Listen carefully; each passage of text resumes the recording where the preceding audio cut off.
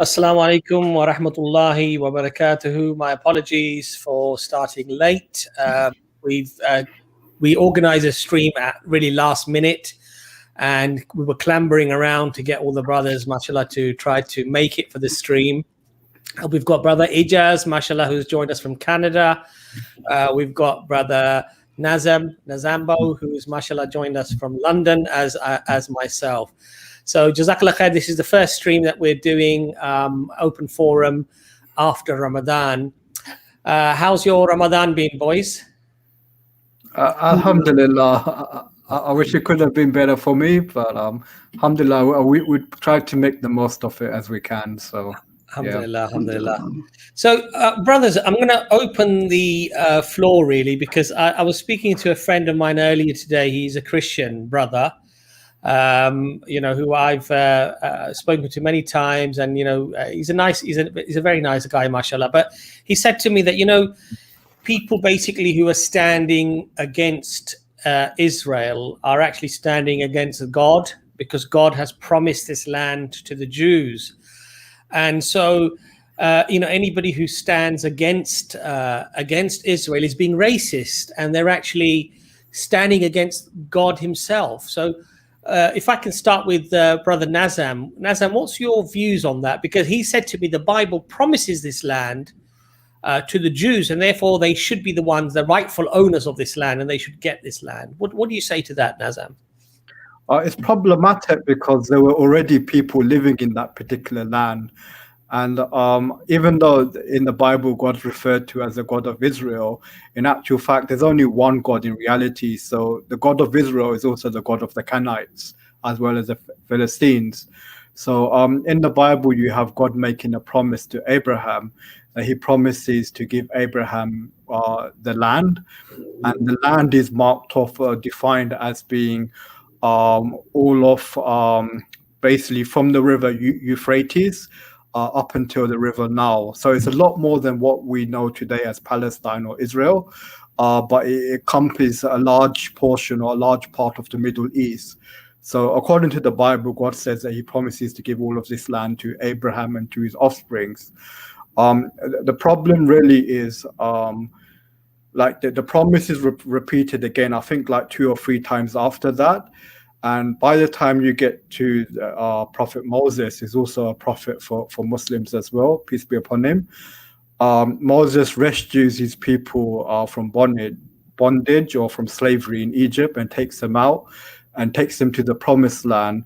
But the problem is they were technically like already in the promised land. If we were to take the Bible's definition of what the promised land is, it includes a part of Egypt. So why in the Bible are the Israelites leaving, the promised land in order to go to the promised land? If someone may say in response, maybe out of fear of the Egyptians or Pharaoh, but the Bible says that the army of Pharaoh, as well as Pharaoh himself, were all drowned. So at least some of them should have remained behind and should have claimed that part of the promised land for themselves. It seems like it makes more sense that over time, as the story is being told and retold, the definition of what the promised land was supposed to be expanded. And since the biblical records were written by the Israelites, naturally it's told from their perspective that God promised them the promised land. Although this is not necessarily so, it seems more like this was like fitting back in retrospect. In order to fit in with the Jewish belief that they're the descendants of Abraham, and that God had promised all of this land. And not only that, but when God promises them the land, it doesn't make sense for them to now go there and to take over the land and to kill every person living there, or to take their neighbors as slaves. This is like, for example, someone coming to your house and saying that God promised me your home, and then you just basically kill everyone and then take the next door neighbors as your slaves. And unfortunately, this is how it's told in the Bible. But yeah. Brother Ijaz, what's your view on that? My view is a little bit more complicated than that, but I did actually appreciate Brother Nazam's answer. Can you guys just confirm that you can hear me properly? Is yes, it all good? Yeah, Your mic very clearly. New setup, so I'm hoping everything works as it should work. Inshallah. You look beautiful and sound beautiful, Ijaz. Alhamdulillah, alhamdulillah. That's the first time that Brother Abbas has ever commented on my handsomeness, so I appreciate it. I was resisting, Ijaz. I didn't want to say it because I know you don't like too many compliments, mashallah, but then today I just couldn't hold back. I thought I just have to say it today, get it off my chest. Alhamdulillah. It's been a long time that we've all been together, so I appreciate it. So there is a problem in terms of Christianity in this case, right? Let's ignore the fact that Muslims don't take the Bible to be an authority for them. It's not meant to be something, hateful or anything spiteful. We just legitimately have only one scripture, and that is the Quran. So regardless of any other scripture claiming land for any other reason, as Muslims, we don't really have a reason to accept that claim to begin with. But when it comes to Christian support of the state of Israel, there are a couple of problems here. The first is, I think most Christians that hold this view are evangelical Christians. And I could be wrong here, but most evangelical Christians that I know don't support LGBTQIA2X, right? They look at this as something which is ungodly, right? So one of the problems here is we know that the state of Israel today as it exists is a secular state. It is not a theocratic state. And because it is a secular state, there are gay pride parades, and there are other things which occur in that land, which I think faithful Christians and Orthodox Jews both disagree with. So it would be strange that God would restore something, but he would restore it improperly. That doesn't cohere well with me. The third point that we have to take in mind as well is that according to Paul, the new Israel is meant to be the Church of Christ itself. It's not meant to be the Jewish people again.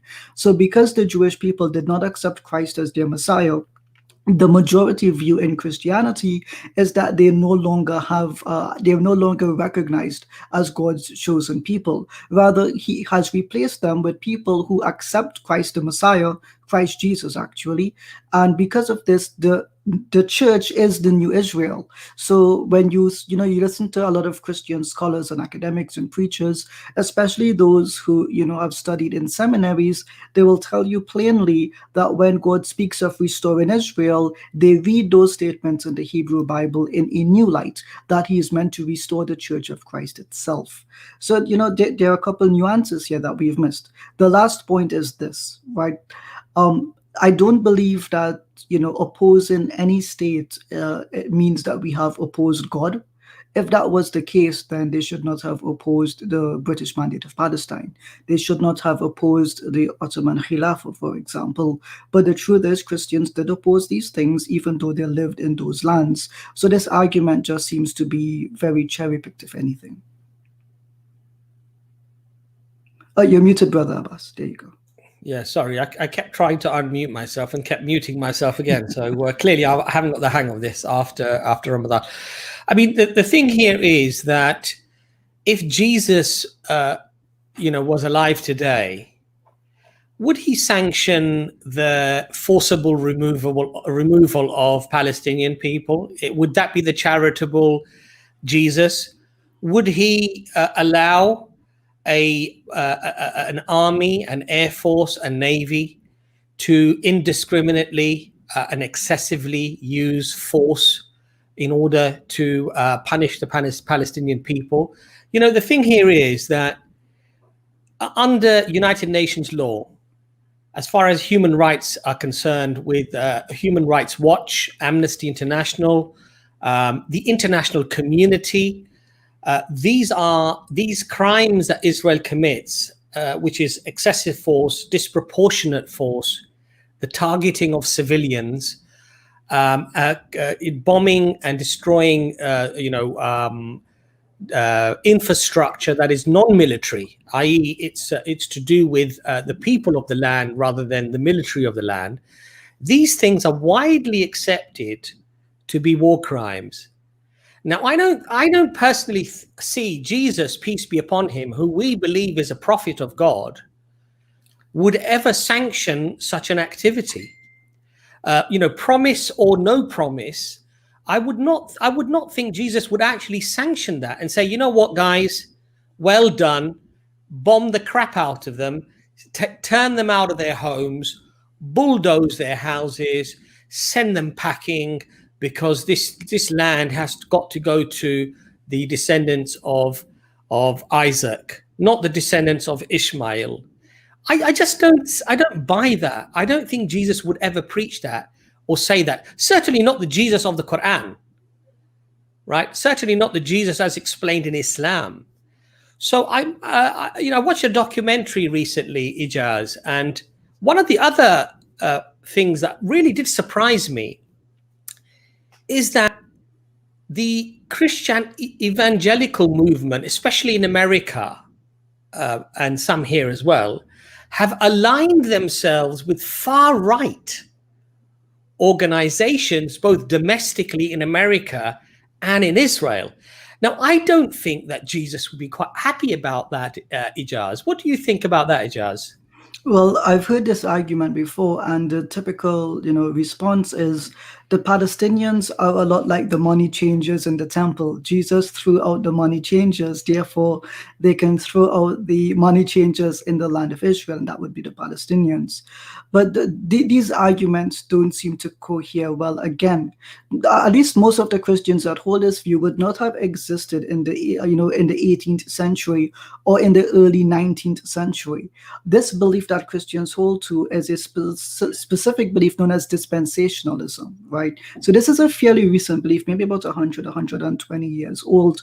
So historic Christianity would not have accepted this point of view. Had historic Christianity accepted this point of view, then the Crusaders would have launched multiple campaigns to restore a Jewish land.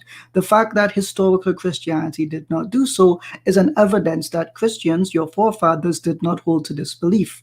And the association with the alt-right is disturbing on multiple levels, primarily because there is another group of people that very familiarly alt-right, and they did some very horrible things to the Jewish people. So, it is sad that that they've resorted to the same kind of actions and beliefs, given their history. So one of the things I wanted to clarify here is that as Muslims, do we hate Jews?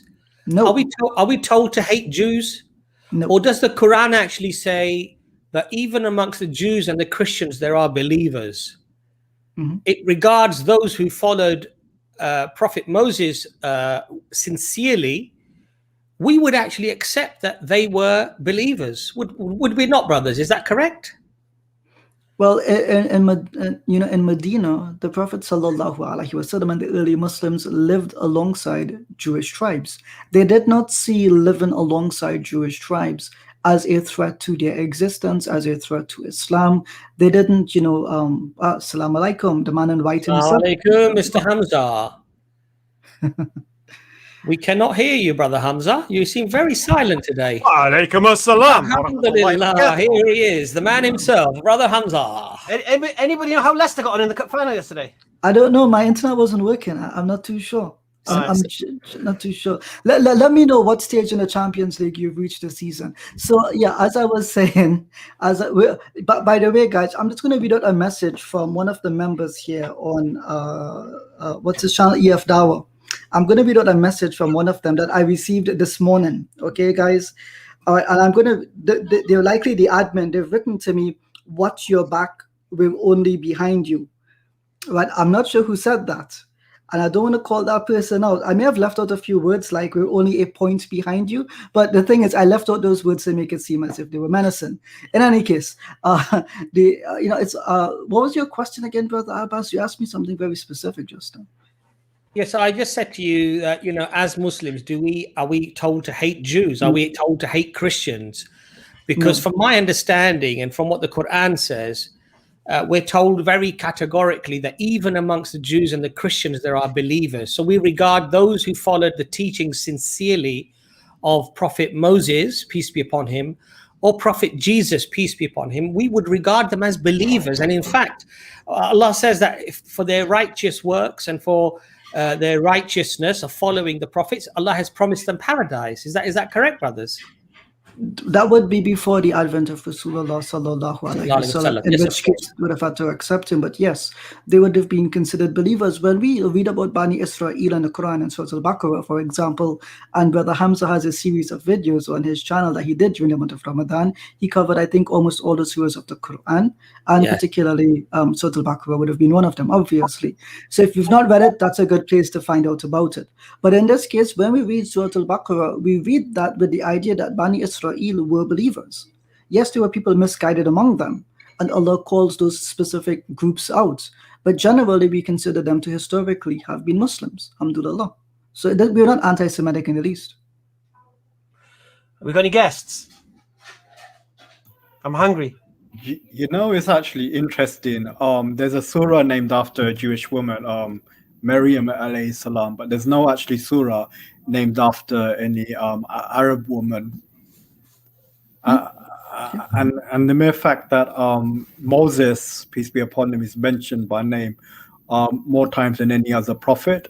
His story occupies the Quran more than any other prophet, to the best of my knowledge. It shows that that there is so much similarities between both Islam and Judaism. Yeah. One thing I noticed when I was reading the Quran during my streams, I thought, why would somebody invent this religion, go to pagan Arabs and start talking about Jewish prophets? This doesn't make any sense. Why would they care? Why would it be of influence to them? I just found it really bizarre. So one of the things that I've been discussing with a friend of mine is that that God actually promised this land to the Jews, and that the Bible is not corrupted. The Bible is actually the word of God, and if God has said this, then it must be true, Ijaz. So what's your view on that, Ijaz? And then Hamza, of course, please come in after that. I don't think any Christian reasonably believes that we as Muslims take the Bible to be the word of God. It's a strawman argument that we've had to deal with through our streams here on EFDawah. But more so, this idea of an eternal covenant is actually quite problematic. Why? Because I think the very last book of the Hebrew Bible, I think it's between Deuteronomy 32 to 34, those last 3 chapters tell you what would happen to the Jewish people. Sorry, from 28 to 34. It tells you what would happen if they don't obey God. And legitimately, in my conversations with Hasidic or Orthodox Jews, they will let you know that one of the punishments of God upon the Jewish people was to remove them from the land. So the idea that they, always have an eternal right to it is contradicted by the claim if they don't obey God's law, they don't have a right to it. Yeah, the key is keeping the covenant. If they keep, I will keep my covenant with them whilst they keep the covenant with me. So the covenant that I'm going to say Allah made with the Bani Israel was conditional. It wasn't unconditional, and they failed. And thus, alhamdulillah, another tribe was given the mantle, alhamdulillah. Another nation, should I say. And that's what God promises in their own book, Zephaniah chapter 3, verse 9. So it tells them this, and it is what it is, subhanAllah. Alhamdulillah. By the way, Hamza, you look good today, mashallah. It's good to see all the brothers back again, right? I feel like this is like familiar therapy. We spent almost all of last year doing streams, and then Ramadan comes, and it felt so out of place. Yeah, it was so dry, wasn't it? Yeah. And I did my Quran reading every day, so that kept me in the loop. And I kept my Sunday chill out going as well. So, mashallah, that was nice. I'd be honest with you, it felt really strange not doing because I did a daily thing. And it felt really weird not doing it, on Eid day and day after. Because it's like family in the crowd, you know what I mean? Alhamdulillah. Can we get this link out? Can we get some Christians on, man? Like I said, I'm hungry. Do you not hear me? Yeah, so we'll get the link out and it'll be in the chat. And if anybody would like to join us, please do join us. We'll have a lovely conversation with you. It's about having an honest conversation, an honest discussion. We may disagree. Oh, yeah. Sorry, I forgot I wasn't in Hamza's den. We may disagree. One of the things I just wanted to quickly say, I've got one of the comments here saying that all Christians and all evangelical Christians are not far-right sympathizers. Did any of us claim that all evangelicals are far-right sympathizers? I don't think we actually said that, did we? No. We simply said that there were some evangelical Christians. There's lots of documentaries out there, guys. Lots of documentaries out there. which clearly Also just substantiate. evangelicals. Even I've come across like some Unitarians and some others. It's basically people that are subscribed to Zionism. So they can be Christians or Jews, basically, or even Muslims as well. Muslim Zionists, Hindu Zionists, atheist Zionists. Yeah. Biden said it the best. Do you see what Biden said? What? No. Biden basically said, he said to his father, I wish I was Jewish to be a Zionist or something like that. And his father said, you don't need to be Jewish to be a Zionist. And Biden was, oh, really? That's fantastic. I was actually giggling to myself the other day because on Twitter, I think Benjamin Netanyahu, he posted like this tweet with all the countries that was supporting the state of Israel. And he left out India.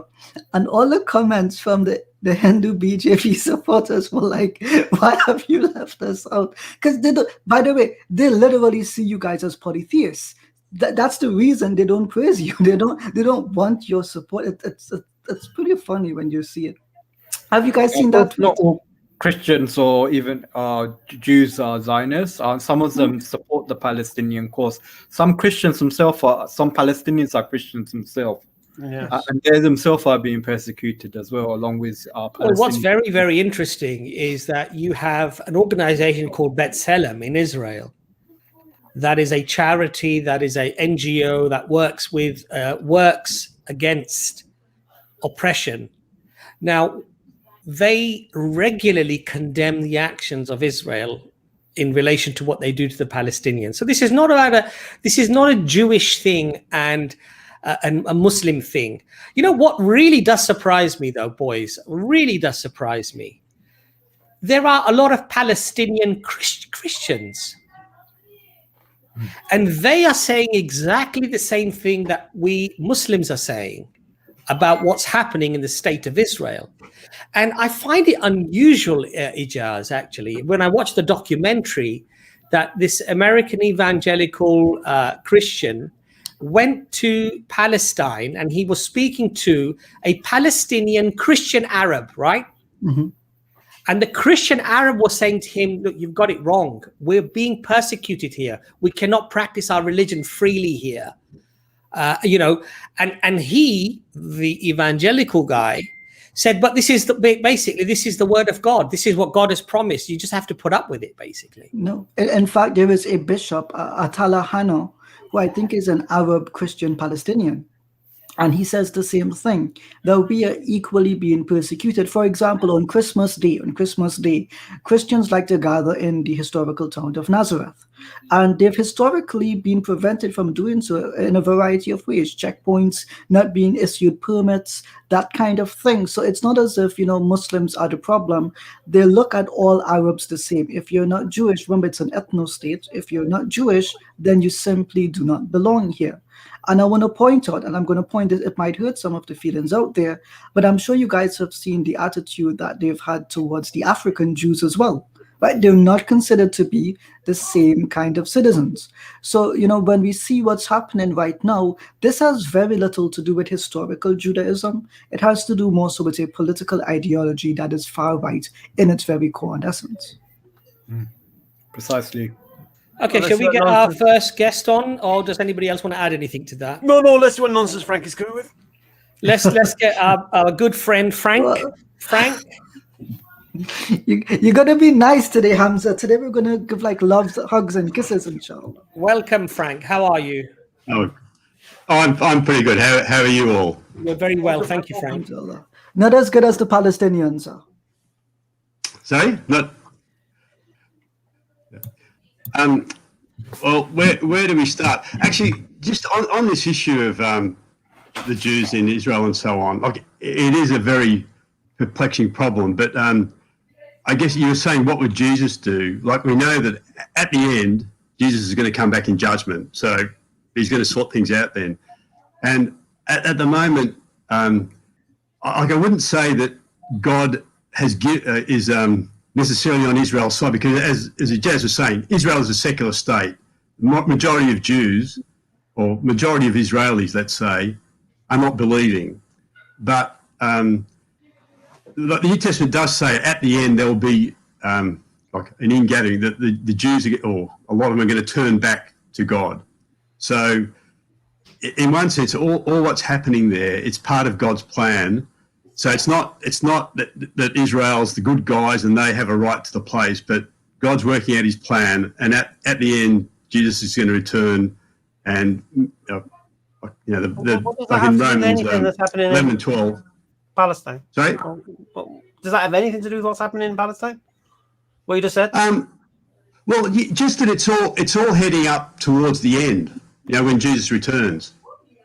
And so it's part of God's plan, but it doesn't mean that Israel's got the right to go and kill people or whatever. So it's part of God's plan.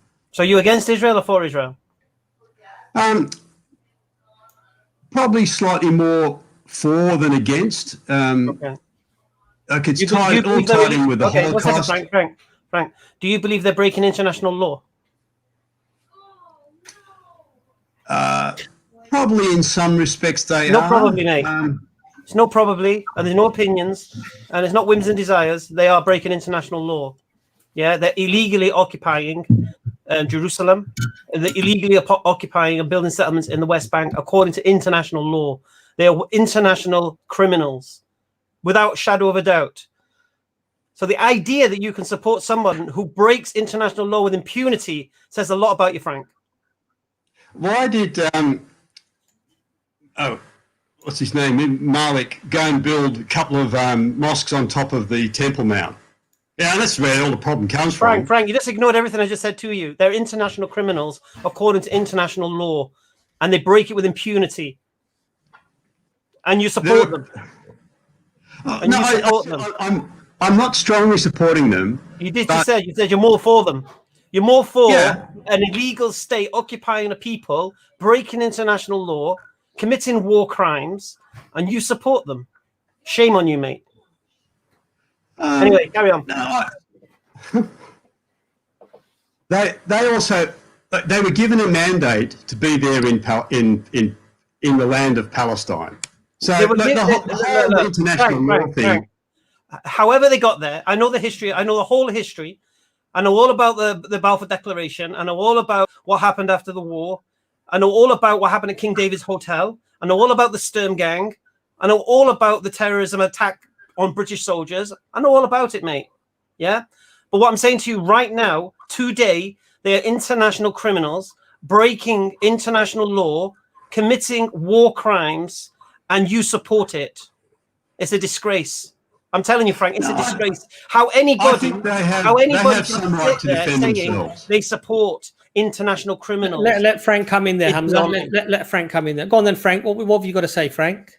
No, they have some right to defend themselves. And it is all come about. Frank. What do you mean they have right to defend themselves? They're breaking international law through illegal occupation. The Palestinians have a right to defend themselves because they're the ones having the crime committed against them. So I'm shocked as you think Israel are defending themselves by committing international crimes, and the ones who are victims of the crime, they're seen as the aggressor. Hamza, how many rockets have been fired from Gaza Listen, here's the problem, Frank. All you care about is Hamas retaliating with rockets. Now, here's the question I want you to ask. What are they retaliating against? What is this all about? Why was the protest at Al-Aqsa Mosque? Why was the protest? What was it about? What's happening in East Jerusalem and the illegal evictions? What's happening there? You seem to ignore all that. You're like a man who watched the mugging victim take revenge on the person who mugged him, forget his house was burgled, forget his car was stolen, forget he was beaten to a pulp. You're going to ostracize him for punching the mugger back. That's your stance, mate. Because you're looking at the retaliation, but what is the retaliation in? You don't retaliate for nothing. Yeah? You retaliate after provocation. You retaliate after some injustice has been committed upon you. So you have to follow the trail back. So yes, Hamas firing rockets. Why? Because Israel was shooting protesters. Why were they protesting? Because people are being evicted illegally from their homes. Why? Because Israel are international criminals, committed international crimes. And the most powerful country in the Middle East, totally and the most powerful country in the Middle East is being supported by the most powerful country in the world to kill men, women, and children with impunity, and to occupy and take their land with impunity. Yeah, and you support it. I say it one more time, mate. You're a disgrace. Hamza, let Frank Hamza, come in there. Frank, Frank, I'm going to give you Frank. Just 1 second. I'll let you come back to what Hamza said. I'd like nobody to interrupt Frank. Let Frank get out what he wants to say, and then I'll just ask you a quick question, Frank, because we've got other guests that want to come on. So please go ahead, Frank. Well, all I'm saying is, I think, but this is all God's plan. It's heading towards the end. Like, both sides are committing crimes. I do not see that the Palestinians have a right to take back that land by force, and the Jews are there because of what happened in the Holocaust. Like, it's all a sequence of bad things that have happened. But I think they have some right to defend themselves. That's all I would say. But Frank, really, that's not what I came on the stream for today. Frank, I'd like to ask you a quick question. The Palestinians have a right to defend themselves. Hamza, just 1 second. Just 1 second. Yeah. The Palestinians have a right to defend themselves. Sorry? Do Palestinians have a right to defend themselves? Well, they do, yeah. Right. So if Israel defend themselves with bombs, are the Palestinians allowed to defend themselves with bombs? Look, all killing, it's all violence, it's all murder, it's all bad. But as I'm saying, it's all leading to the end. Okay, Frank, can I just ask you a question, Frank? And at the end, and I think even you agree with this, that Jesus is going to come back and restore. Frank, before we move on to that, under United Nations regulations, which, by the way, pretty much every country in the world has signed up to and agree. There's practically unanimous agreement on what I'm about to tell you. Targeting of civilians, indiscriminate force, knocking down domestic buildings that are non-military, using excessive force, disproportionate force. These are all acts under United Nations regulations, widely agreed to be war crimes. Now, Amnesty International, Human Rights Watch, Bet Selem, which is a Jewish organization, and pretty much most of the world who have passed more than 70, 80 resolutions against Israel, they all recognize this as war crimes against the Palestinian people. Can you just answer this question, Frank? Are they all wrong?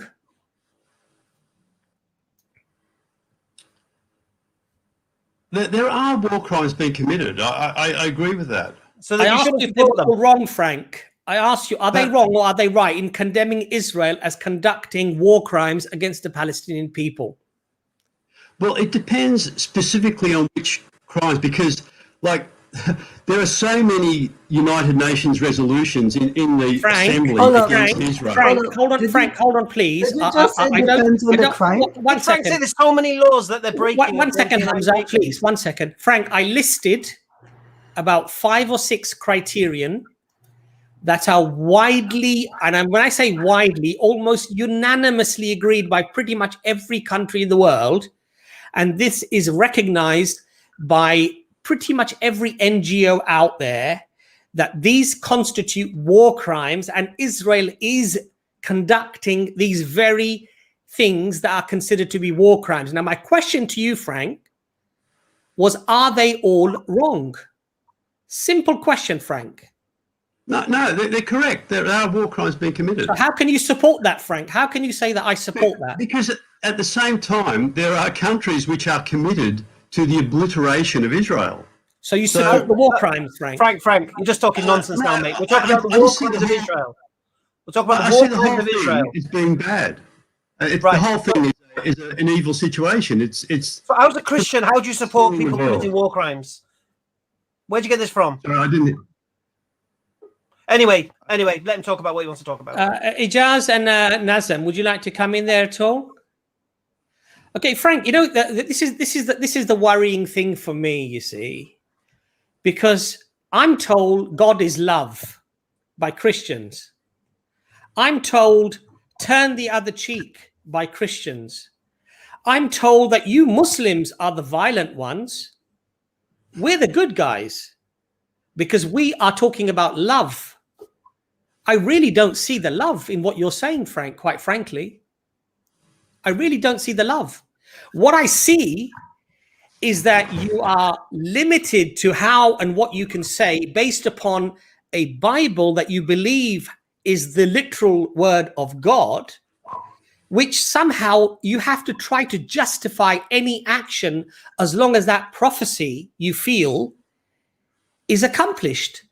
And I think our opening remarks of how, unfortunately, and I emphasize this point, so please don't take this out of context, some of our Christian brothers and sisters are supporting, in effect, what amounts to, under international law, and these are, by the way, Frank, the majority of these laws were set up by Christian countries, by Christians.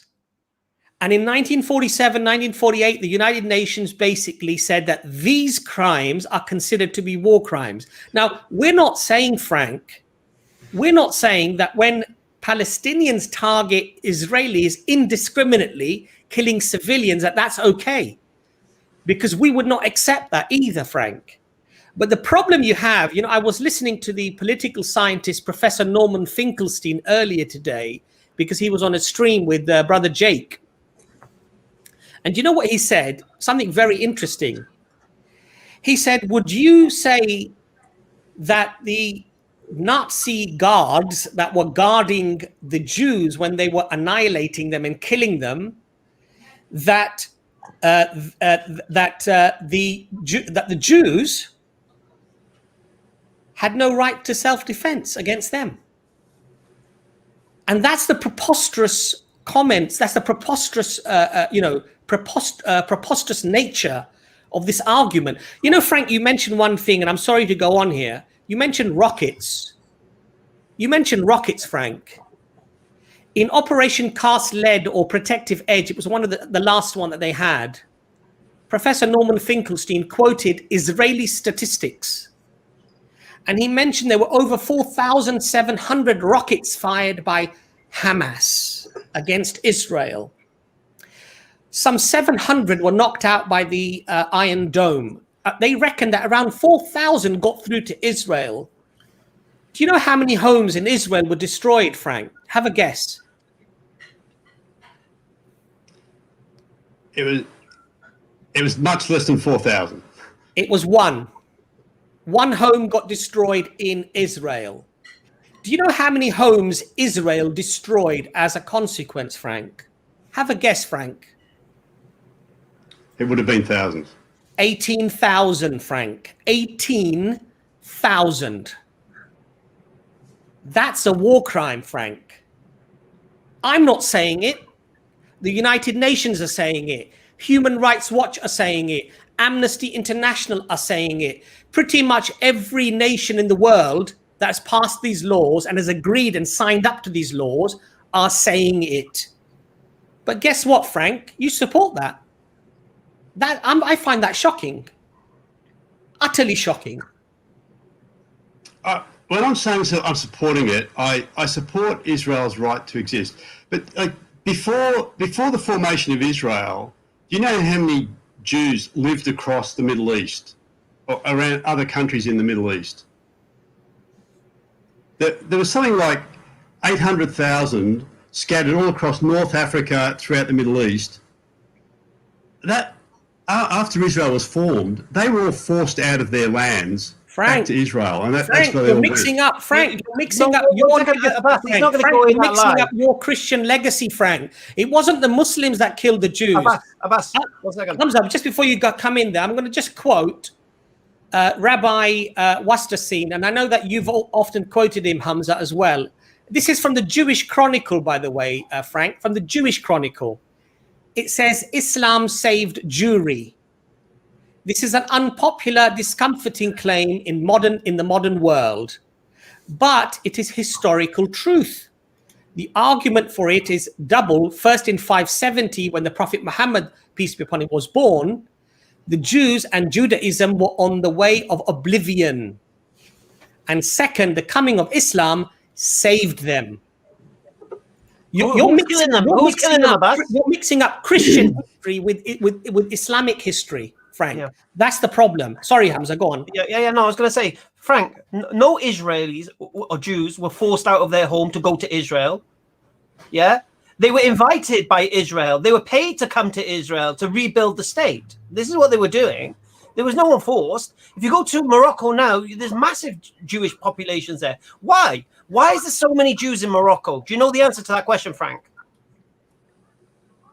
It was one of the countries that didn't persecute them as much. No, that's not why they're in Morocco. I'll explain to you why they're in Morocco. Because during when the Muslims were in Andalusia protecting the Jews for 800 years, when protecting them from who is the first question? Protecting them from Christian slaughter and from Christian conversion. Yeah. Who protected them? The Muslims did. Okay. For 800 years. When the Queen Isabella and Ferdinand raised a massive army to finally defeat the Muslims and push them back out of Andalusia, the Muslims retreated to Spain. And do you know what happened? The Jews said, can we come with you? From Spain to Morocco. And the Jews said, can we come with you? Yeah, because the Jews were protected under the Islamic State in Andalusia, and they were free to practice their religion, and their religion flourished under the protection of Islam. And when the Muslims had to retreat out of Andalusia, they give them the jizya back. They said, we can't protect you no more. These armies are too big. And the Jews said, let us come with you. And that is why prior to the creation and the formation of Israel, one of the greatest populations of Jews you'll find are in Morocco. Yeah, this is why, not because Moroccans didn't persecute them, it's because they were protected there. It was Christians who slaughtered Jews in history. And the idea after the formation of Israel that all Jews were forced out of their countries to go there, I don't know who's teaching you history, mate, because that's not what happened. And today, a Palestinian who was forced off his land has no right to return. But anyone who is a Jew in the world today can get a paid flight to Israel by the government and can set up home there on another people's land. And the ones doing the invitation to these people are committing war crimes with impunity, as explained by Brother Abbas. Yeah. And they're oppressed and they're breaking international law. Now, remember this. Remember when we invaded Iraq? Do you know why Iraq was invaded? Because it broke one material United Nations resolution, a material breach. Not even fully broke a United Nations resolution, just a material breach, just an excuse to go in. Do you know how many United Nations resolutions Israel ignore? They're war criminals and the international criminals. And there's no way you as a Christian can stand there and say, I support this. Now, maybe you didn't know the history, or maybe you don't know the facts. This is the reality, Frank. And truly, I would reflect on what you've said today, reflect on what's been said to you today, and go and look and think, wait a minute, am I on the right side here? Because I'm telling you, you're going to realize soon enough. Just go on social media. Look, all the Palestinians have got phones. Everything's going on TikTok, WhatsApp. You're seeing what's happening to them. Look what the Jews say about Christians there. We killed your Christ, mocking. The Christians are being persecuted just as much in Israel, mate. Just as much in Jerusalem. I acknowledge that, but I'm just saying, if this is part of God's plan, and at the end Jesus is going to return. Frank, forget this part of God's plan. The Jews don't believe it's part of God's plan.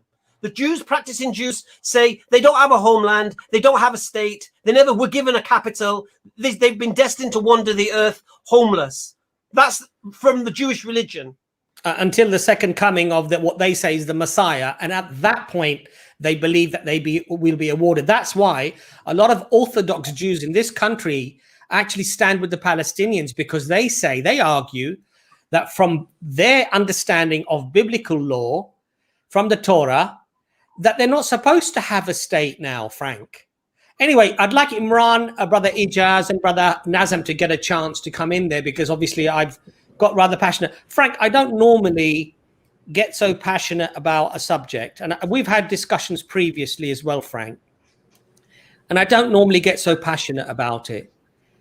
But Frank, to be really honest, to be frank, I was somewhat taken back, really, when you said I support Israel more than I support the Palestinians. That really, Frank, I'll be honest with you, Frank. Holocaust. Frank, that really upset me. People on earth have had a nation rise up and try to completely obliterate them. Now, there were 6 million Jews killed during the war. By Christians, by Christians, Frank, not by Muslims. Sorry? But that was done by Christians, not by Muslims, Frank. It wasn't done by Christians, I can assure you. It was done by Western Christian. Yeah, it was done by Western nations, yeah. Frank, excuse me, it was done by Western. Whether they behaved like Christians or they didn't behave like Christians, I would actually be honest as a Muslim, and I would say that they certainly did not follow the teachings of Jesus, peace be upon him. But to argue that these were not Christian countries is quite frankly a lie. But I'd let Imran and Nazam and Ijaz come in there. Assalamu guys, I just want to say salam. Apologies for my lateness. Are you guys doing okay? We're on this sensitive topic, and we see Frank. How are you guys doing? You well? You had a good Eid? The discussion, you probably heard it. The discussion really is whether the actions of Israel can in any shape or form be justified. And when Hamza asked Frank, who do you support in this conflict? I must say that I was flabbergasted when he said, I support Israel more than I support the Palestinians. I was shocked with that. So sorry, Imran, please do come in there. I mean, to be honest with you, I'm not shocked with that. I mean, the idea that Christians want the return of Christ, and they believe that the only way this can happen is the re-establishment of Israel and the rebuilding of the third temple. And it doesn't matter. And there are many. I mean, most Zionists are Christians, American Christians, and they're trying to bring this about by hook or by crook. And it doesn't matter who dies in the process, because ultimately there is justice in the end. So in Islam, we have this concept that the ends never justify the means, and this is the opposite. What Frank is essentially saying is, because there is a good outcome, i.e. the return of Christ, do whatever it takes. Kill as many people as it takes to remove them. No, I don't agree with that. I'm just giving you the narrative. Frank, I'm giving the narrative. So this is the idea.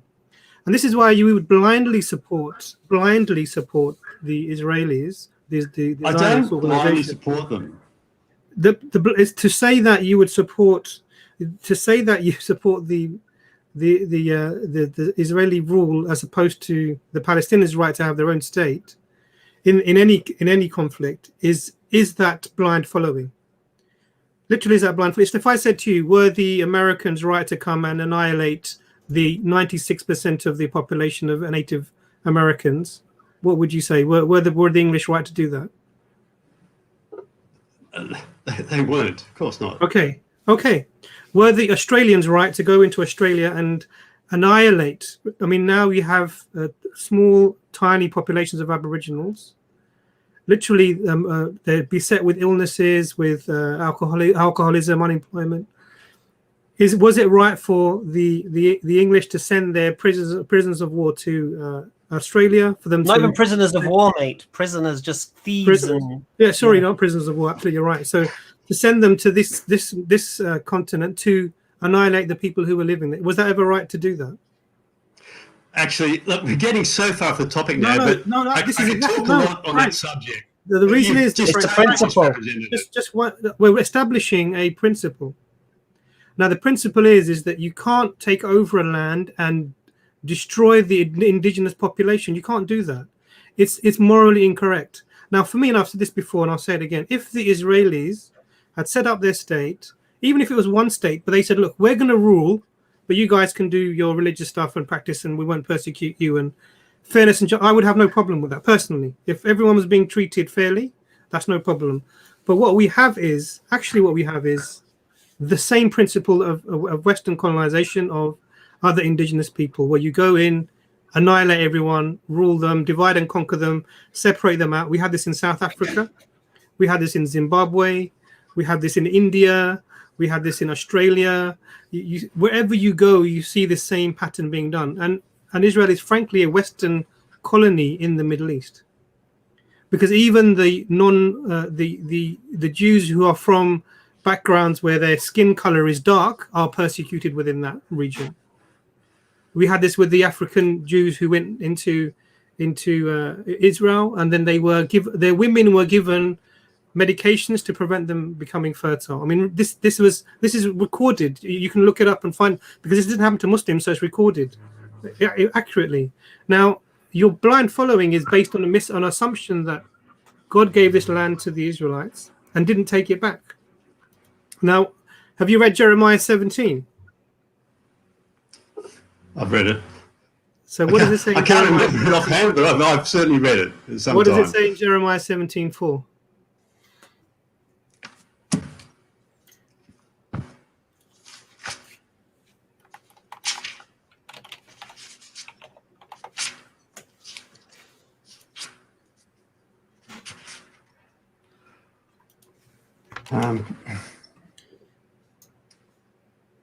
Through your own fault, you will lose the inheritance I gave you. I will enslave you to your enemies in a land you do not know, for you have kindled my anger, and it will burn forever. Okay, so this is, if I remember rightly, the post-Babylonian exile. Now, what's being said here is that the group, the children of Israel, have kindled God's anger, and it will burn forever. And the punishment for that was given prior to that. That you, through your own fault, you will lose your inheritance that I gave you, and I will enslave you to your enemies in a land you do not know. Now, this is an anger that's going to burn forever. Do you think forever means a couple of thousand years, or more than that? Israel was told that they would be driven out of their land if they sinned against God. But they were to be regathered. So there are numerous things about them being regathered, and some of that was applying back then after the exile. Frank, this is the thing. This is why I'm asking you about the meaning of words, right? So even here it says, "You have kindled my anger, and it will burn forever." Now I would say forever means forever. I mean, if you disagree that forever means forever, that's a different thing entirely. Now, there's direct evidence, even in your narrative that you believe. I don't necessarily believe in everything that's written in the Bible that you hold, but the idea that this is somehow a land that's promised, and you can do whatever you like to the people. I mean, imagine this. Obviously the Canaanites were there for 3,500 years before even the Israelites arrived. Moses wasn't able to make it through, peace be upon him, make it through to Israel according to the narrative because of the worshipping of the golden calf. So they wandered around for a generation in the desert. This is the narrative that's provided. And there are many Jews who say that we are not meant to be in Israel until we are actually, until certain things are fulfilled. And Abbas sort of referred to some of this. Now, the idea that you're going to use unjust means to bring about justice is the problem here. Now, I would say that if Jesus were to return and see the injustice, he would act justly, and he would hold you accountable, which is why many people on that day will call him Lord, Lord. Did we not prophesy in your name and do great wonders in your name? And he will reject you because you weren't doing the things that he had taught and expected you to do. And this is part of it, the injustice of the scenario. You can't go into a land, whether that's Australia, whether that's America, whether that's Africa, wherever that might be, and annihilate the indigenous population to take it over. You can't do that. It's not in any moral code that that's a reasonable thing to do. And honesty requires to say, actually, this scenario isn't just, and it shouldn't be happening like this. But the blind following, and this is where the blind following comes in, it leads you to have no other choice. So I'm not surprised, Frank, because I understand that Zionist mindset that many Christians unfortunately have, and you need to actually think much broader than this. God is not the supporter of those who are unjust. No, I want to leave it at that because otherwise he's not the supporter of those who are unjust. And when Jesus comes back, he's going to punish all ungodliness, and he's going to establish his kingdom. So I'm not, as I said before, I don't say that Israel is God's kingdom at the moment. It's a secular state, but I do believe they have a right to defend themselves. So, and they of all people in the world, they've had enemies who've tried to actually wipe them off the face of the earth. So the only I can understand why Frank, they want to defend themselves. I understand it as well. I completely get it. I understand if people had tried to literally wipe out 6 million of your fellow ethnic group or religious group, I get it completely. You're going to be terrified when you're living amongst those people. And we're talking about Europeans here. White Europeans tried to annihilate the Jews in Europe. Yeah, wasn't brown people, wasn't Africans, wasn't Arabs, wasn't Pakistanis, wasn't Indians, it wasn't the Chinese. White Europeans tried to annihilate the Jews in Europe, 6 million of them. They fled to the Muslim lands, as they done before, after 1492, when Queen Isabella tried to annihilate anyone who was not a Christian, a Catholic within Spain. Within one generation, wiping out all the Muslims and all of the Christians, all of the Jews that had lived there. They all fled these lands away from the Europeans, because the Europeans have a history of decimating cultures and people. They have this. Whichever part of the world you put a foot in, guaranteed that place has been somehow annihilated, abused, or humiliated by Europeans. There has been no equivalent from any other culture, no equivalent massacre, none, where they are based on ethnicity at all. And this is specifically a European illness and a European disease, and it has to be recognized. The people who are in the people. This is silliness now. Look at Turkey and the Armenians. Yeah. It's universal amongst mankind. Men murder other men. It's part of sin. It's the fallen world we're in. Frank, going off what the doctor said, who massacred the Incas, the Aztecs, the native Red Indians, the Aborigines? Who did that? The Africans, you name it. And here's the thing you got to understand, Frank. These Jews living in Israel are white Europeans, mate. They're the same people. No, that's another thing. You see, when the Kurd got in back in the 1970s, you know why it happened? It's because the original settlement was these Ashkenazi Jews from Europe, but then you had all the other Sephardic Jews coming in, and they were the ones who their population grew and outnumbered the Sephardics, and that's when the Kurd and all this conservative. Before, Israel was a Labour sort of communist-leaning sort of state. Do you know the history of Israel, mate? I think I know a bit more than you, Hamza. I don't think you do, mate. Okay, how did they get independence? What was the catalyst? They kept fighting the British until they were granted a terrorist attack on the King David's Hotel killed the British soldiers, and the British said, "We're done with this." Yeah. Right. So it was created under a terrorist act, created the terrorist state of Israel, and you support it. Anyway, I think we've given Frank quite an opportunity. We've got loads of other guests who'd like to come on. I just want to have an opportunity. Can I say, for next time, can I just ask, when are we getting to look at the lack of historicity of the Quran? You've been promising this for a long time. When we're finished with the Bible. When we finish with the Bible. When you get ready to say, so do you have? We're not finished with you boys yet, mate. On the Bible? We're not finished with you yet. We're not finished with you yet. Right. So I got a couple of questions. What's coming next? It'll be Revelations. It'll be prophecies from the Old Testament. It'll be all sorts. Don't worry, mate. We're decimating everything, mate. You're claiming you have. No, we have. Okay, Frank, I got a couple of questions for you. Yeah. The first question is, do you agree that any European power that helped the Jews settle in the land known as Israel today, that they're a good power that did that? Well, when you say good, like all kingdoms of men, they've got good and bad. They're largely bad, but they sometimes do some good things. So is it part of God's plan that the Europeans helped resettle the Jews in Israel today? I'd say it was God's plan, just as God used the Babylonians to punish Israel, and then Persia to resettle them. Okay, so they can do good things, yeah? They can do good things, yeah? Yeah, they can do good things, and they can even do them inadvertently, but God's in control and they do it, even in spite of themselves.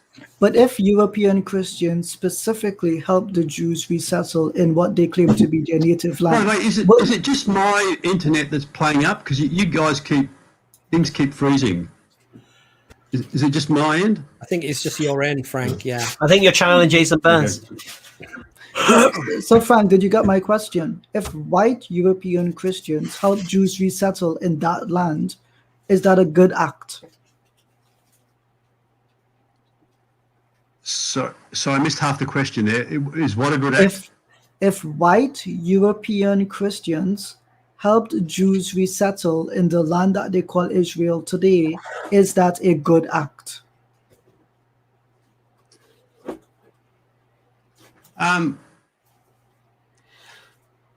It's yes and no. It's like it's not a clear yes and no. So white European Christians should not have helped the Jews resettle in that land. On balance, I'd say it was good. It was good. Okay, so your answer is yes, Ijaz, it was good. Is that correct? On balance, yes. I don't understand why you're so hesitant about. I haven't even gotten to the second question, Frank. You were hedging the bets, bro. Hedging the bets. Honestly, you know I'm going to ask you you something. stop blinking when you're saying it. You know I'm going to ask you something messed up, right? There's a reason behind this, so I can see why you're hedging your bets. But again, one more time, if white European Christians helped Jews resettle in the land of Israel and defend it, is that a good thing, Frank? Well, as I said, it's yes and no. Like it's good of them to, I guess, look after their welfare, but it's bad. It's bad if they're, if it's so they can sell more armaments, that sort of thing. That there's a bad side to it too. Okay, well, at least we don't have the armaments problem, because the Nazis in 1932 and 1933 struck a deal with the Jewish populations of Europe called the Havara Agreement, where they paid for the travel of Jews to migrate to their homeland. So you think it's good that the Nazis did that, yeah? The white European Christians helping the Jews resettle their historic homeland. That's good, right? According to you?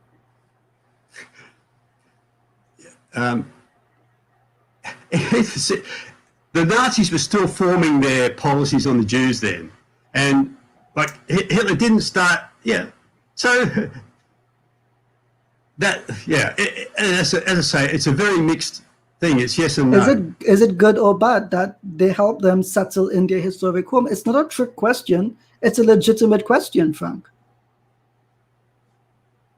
Is it good that they help them resettle in their historic homeland? It's one of those questions where you cannot answer yes or no. So it's not good that Christians helped the Jews resettled in their historic homeland? Well, hang on. You were just asking about the Nazis, and now you're saying Christians. Yeah. Germany was a Protestant nation, just as you. Hitler he's almost a forerunner of the Antichrist. He was very anti-Christian. He remodeled the German church. He was a thoroughly evil man. I totally reject that he was Christian in any way whatsoever. That doesn't matter. He does not represent all Germans. You don't decide who's a Christian, mate. Hold on. Frank. No, God does. Frank. Jesus does. Frank, hold on. You can't say, you can't use it as an excuse. With Muslims, by the way. Frank, we'll get to this. He had good relationship with the Roman Catholic Church and with Protestant Christians in Germany. Most of the people that did the killing against the Jews were Protestant Christians like yourself, because historic Christianity has been natively anti-Semitic towards Jews. That's just a simple historical fact.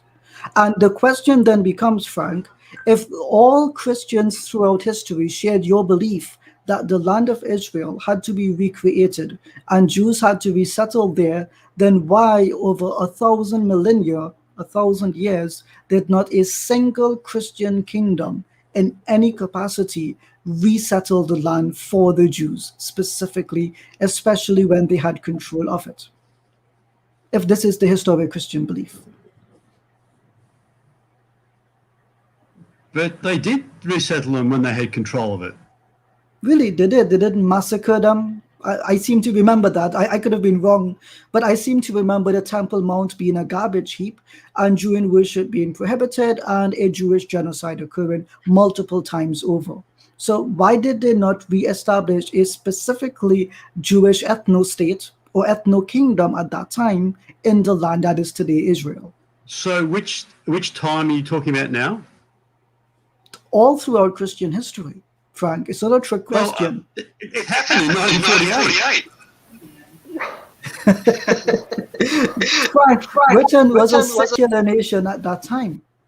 They did not choose to develop an ethno-Jewish state. They created a state. The ethno-state law came into effect in 2018. So I think you're confused about your Israelite history. Not the case, Frank? Some German history. Can I add some German history? Sure. Okay. So historically, the German evangelical church viewed itself as one of the pillars of German culture and society, with a theologically grounded tradition to the loyalty to the state. During the 1920s, a movement emerged within the German evangelical church called the Deutsch Christian or German Christians. The German Christians embraced many of the nationalistic and racial aspects of Nazi ideology.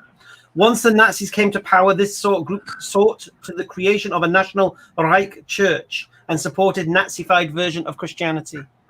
So the idea that you could decide who is a Christian and who is not is out your hands, mate. I see. I have a question for Frank, right? Frank, are you not familiar with the Iron Cross, the symbol of Germany? It's not the Iron Crescent. It's not the, it's not the Iron Shahada. It's the Iron Cross, right? It's pretty specific. I want to read for you what a Jewish publication wrote on February 2nd, 1933 about Hitler. This is not what Ijaz says. I want to stop this topic now. I've had enough of it. I'm asking what are we doing next on the New Testament or the Quran? But this is just a diversion. Frank, hold on, Frank. There's no diversion there, mate. German church. Stop. The German church. We should title this expose. Right, Frank, stop for a moment. The same indignation you can have for being on a topic you don't like, you can have that same indignation for Palestinian lives which are lost. The fact that you can get upset over a topic, but not over the lives lost, tell me the kind of humanity you have, that you lack it in its entirety. Now, let me finish what I was reading. I'm reading from a publication by Timothy Snyder. It's called On Tyranny. Here is what the German Jews had to say about your Christian Nazi brothers and sisters. Here is what it says. We do not subscribe to the view. I reject the Nazis have nothing to. The Nazis were the enemies of the Christian gospel. They were the enemies. Really? Hitler was a type of Antichrist. Do you know that? Ijaz, before you come in there, Frank, this is the difference between Muslims and Christians. Because we never make that argument. We never say, look at the Christians and look what they've done. We never say that the Germans and Hitler. You're saying it right now. Frank, right hold now on. You're saying it. Frank, hold on a second, Frank. We never make that argument. You know why we don't do that, Frank? Because we are honest enough. Hold on, Frank. I know it's getting uncomfortable for you, but just hang in there. Get yourself a glass of cold water, Frank. Just calm down a bit, okay? You know the reason why we don't make this argument? Because we know that Prophet Jesus, peace be upon him, would have never sanctioned such a thing. But do you know what, Frank? We don't get that courtesy back from our Christian brothers and sisters. Because if Abdul, 5,000 miles away, stabs somebody in a street that I've never seen, that I don't know, a country that probably I can't even spell, okay? As a Muslim, I'm expected to condemn that. I'm expected to be some collective blame and attribute that collective blame to me, Frank, as a Muslim, Frank, and my children and my wife who might get spat out on the street because Abdul did something 5,000 miles away and because she has a hijab on and she's recognized to be a Muslim, Frank. And this is the hypocrisy that we're talking about. What Ijaz is actually bringing to your attention is that this is the very hypocrisy that we're highlighting. That when it's a Muslim, we 1.5, 1.6 billion of us are somehow collective. My internet is dropping in and out at the moment. I was capturing about a third of what you were saying there. I think just finish what you were saying, you were brother talking about Ijaz. stabbings in Europe and women being spat on for wearing hijab. You know what, Frank? I'll let Ijaz finish, and then we get the other guests on, please. Right. So the point is simple, and I'm actually happy that Brother Abbas got the point. It's called proof by contradiction. Frank, you can't be consistent with your own beliefs and your own reasoning when it comes to Islam, but you seem to be completely inconsistent when it comes to the Jews and the state of Israel explicitly. The point is, at the end of the day, the German Nazis identified themselves as Christians. That's a historic fact. No. I don't have to dispute that. They They spoke identified against themselves. Christianity. Frank, you let me finish They the thought point. Jesus was a Jew. They didn't like him. That's the point. Do you think that they came up with these beliefs because they were pagans? No, because they considered them to be Christ killers. In fact, the Nazi Party used a work called On the Jews by Martin Luther himself, On the Jews and Their Lies. That was one of the primary works circulated in Nazi Germany from 1933 to 1942 until the war turned, right? So the point is, Frank, you mentioned that, you've studied the history of the state of Israel and these kinds of things. I'm glad you accept that it's secular. But at the end of the day, Frank, you're not being consistent in what you're saying. You were hesitant to defend the re-establishment of the state, but you're not hesitant when they kill Palestinians, that they have a right to defend themselves. Every human, Frank, I can say this openly, every human has a right to defend themselves. That is something that you cannot say, because in your language, every human except Palestinians have a right to defend themselves. That's what you've been saying, and that's what the Muslims have seen. There you go. You can take your whole turn the other cheek nonsense and give it to someone else. Can I just leave you with one of your church fathers' famous quotations, just so you understand the origin of all of this? So there's a guy called John Chrysostom. Have you heard of him, Frank? One of the greatest church fathers in 344 to 407. He was known as the Golden Mouth Preacher. Yeah, one of your church fathers. You know what he said? The synagogue is worse than a brothel. It is the den of scoundrels and the repair of wild beasts. The temple of demons devoted to idolatrous cults. The refuge of brigands and debauchers and the cavern of devils. It is a criminal assembly of Jews, a place of meeting for the assassins of Christ, a house worse than a drinking shop, a den of thieves, a house of ill fame, a dwelling of iniquity, the refuge of devils, a gulf and an abyss of perdition. I would say the same things about their souls. As for me, I hate the synagogue. I hate the Jews for the same reason. This is one of your greatest church fathers. And you wonder why, throughout history, Christians have slaughtered the Jews wherever they find them. Straw man. What's a straw man? I think we've given Frank. Sorry, Baz. How's that a straw man? I'm supporting the idea that the roots of Christianity is anti-Semitic, and we can see the fruits of it throughout history. And this is why the Jews were persecuted by whom?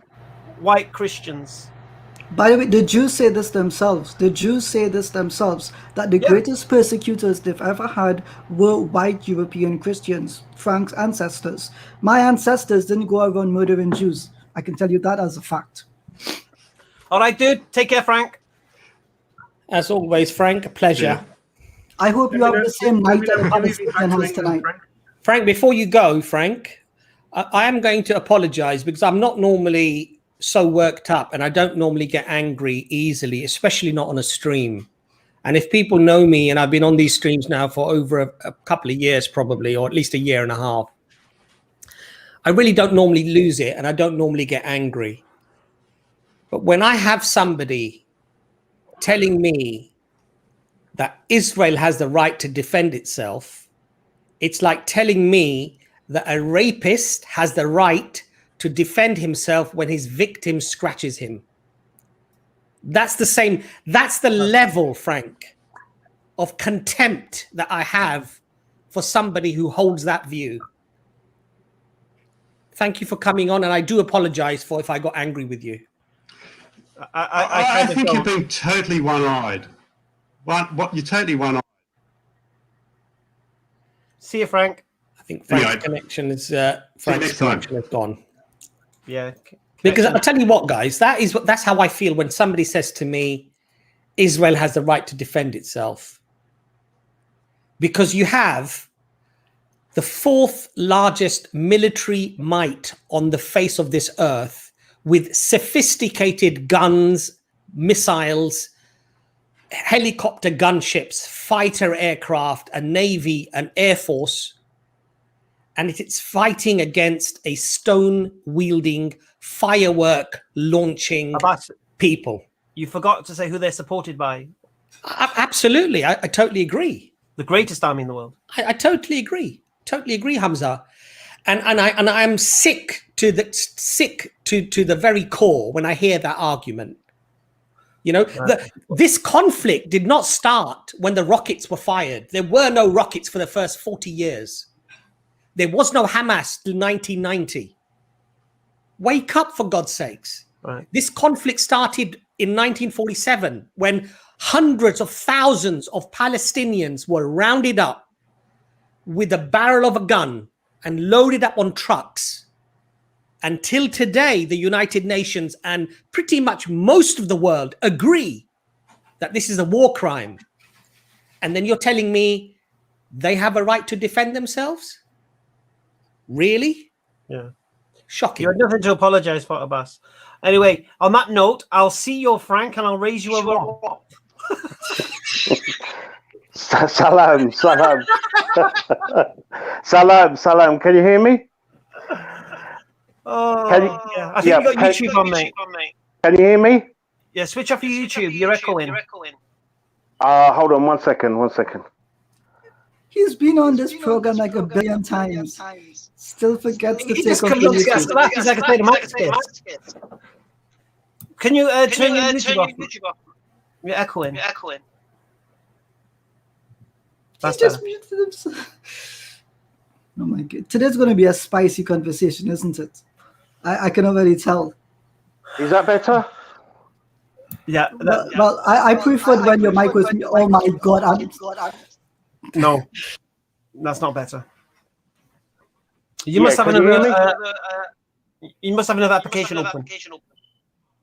Yeah. Is that better? Can you hear me? We can hear you. But we can hear ourselves echoing. Okay. Look, what I'll do, I'll disconnect and come back. Is that okay? I'm picking you up. You sound fine to me. Yeah. Are you okay, Nazam? Yeah, I'm good. I'm not getting any echo. Oh, I am. Actually. Abbas. You're not getting an echo. I am getting an echo, Rob. Maybe you need to just come out and come back in again. Yeah. I'll do that. Okay. Okay. Just reconnect me when I come back. Okay. All right. Should we let this other guy on first? He looks about 10. How old are you, mate? I'm 22. Leave me alone. Really? Oil of you, mate. It's my ginger youth. They call it. Hamza knows what I'm talking about, I assume. Go on. What's your point? I would just like to say that I wasn't particularly interested in this topic until about 2016, 2017, and just seeing the way that the British political establishment absolutely went at Jeremy Corbyn just for trying to talk about the sheer travesty that's going on in the region, and I don't see. I mean, I just kind of want to know if you guys see any hope for resolving the situation anytime soon, or if you just kind of see it as a perpetual conflict that will never be resolved until either side completely surrenders to the other one. No, I see hope. I have hope. I truly believe the tide is turning. And one thing you got to realize, no matter how much support Israel think they've got from countries and such, people in these countries are career politicians. And if public opinion sways and it becomes fashionable, and the right thing to do is to support the oppression of the Palestinians, then politicians will get swayed by it. And if I say this is just in the UK. If someone comes for your vote, ask them what's your views on what's happening in Israel and Palestine, and if you're not supporting the Palestinian, if you're not against the Palestinian oppression, you ain't getting my vote. And these are career politicians, and things change. Politicians change, circumstances change. We just need public opinion. And the beautiful thing now is, I truly believe it's getting out there on social media in a way it has never got out there before. And people are seeing the arrogance of it. Because the thing is, you see, the Israelis have been so confident in doing what they've been doing with impunity. They don't care if they're filmed doing it. But people are seeing this, and normal, right-minded people are going to start thinking, wait a minute, what's going on? Are we on the right side here? And like I said to you, people, this is the mantra. Whenever anyone speaks to an Israeli, the first thing they talk about is Israelis killing women and children. And then the cliched response is what? Hamas use them as human shields. Israel's just defending itself. What would you do if rockets were coming over your borders? That's their cliched response. But the reality is this: you have to establish their position in the world right now is as war criminals and as international criminals. Not an opinion, not a women desire, statement of fact. And from that point, move on. And why are rockets coming over? Because you're oppressing them. You're attacking their protesters. What are they protesting about? Well, that you're stealing their homes. No one's going to agree that Jews can just arrive in Israel and take a Palestinian home, claiming that in the Ottoman times that their forefathers bought it off the Ottomans or something. No one's going to accept that as a reality. And when they see this is being done with impunity, they're going to realize, and you're going to be asked. I had a guy in my live stream today. He was an Irish guy, and he was acting like, "Oh, Israel have the right to defend themselves." Blah, blah, blah. And I said to him, "Look, mate, when bailiffs and police come to evict travelers legally off a site, you resist. You resist. Now, imagine if that site wasn't illegal. It was legal." So it's your caravan, you own that caravan, your Mars lived there for the past 20, 30 years. Yeah, you've bought the land amongst yourselves. This is your place. And someone comes and says, "No, I'm taking caravan, mate." You're not going to resist. And this is the reality. People have the right to defend themselves. So when people say Israel have the right to defend themselves, the Palestinians also have that same right. And I truly believe public opinion will sway this. And inshallah, this is my hope and dream, and I can see it. I'm seeing, we got people like Mark Ruffalo, the Incredible Hulk actor. People are going to start seeing him speaking out. We have popular footballers now who are speaking out, and it's when the non-Muslims get hold of this, like they got hold of Black Lives Matter. That's when things will change. When Black Lives Matter morphs into Palestinian Lives Matter, then we've got a movement. There's already a petition going round to go into the, to be debated in the House of Commons. This is how it's got to be done. So I'm glad you mentioned the whole social media thing, because I've been noticing people on my Instagram and stuff, seeing them speak about this in their stories, and seeing people like with the watermarks on Facebook and stuff like that. I think. The problem is that there's like a huge hurdle to overcome in the sense of the political establishment, because obviously you've got your Labour Friends of Israel, Conservative Friends of Israel, BICOM. In America, you've got AIPAC. It's not like I'm not cynical to the point where I'm like, politicians don't care about their voters, only about their donors. I'm not quite at that point yet. But I do realize that there's going to be a tension there first before any. Well, there's an easy example of this. In 2008, when Barack Obama ran for the presidency initially, he was anti-gay marriage, and by 2012, when he was campaigning for his second term, he turned the face and he was pro-gay marriage, right? So that primarily came about because of social and societal pressure.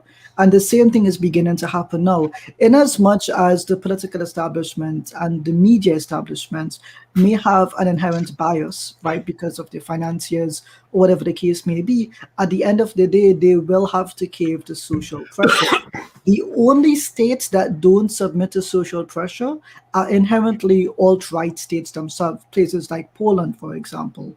And there are certain sub-Russian states which are also alt-right. Hungary, another one.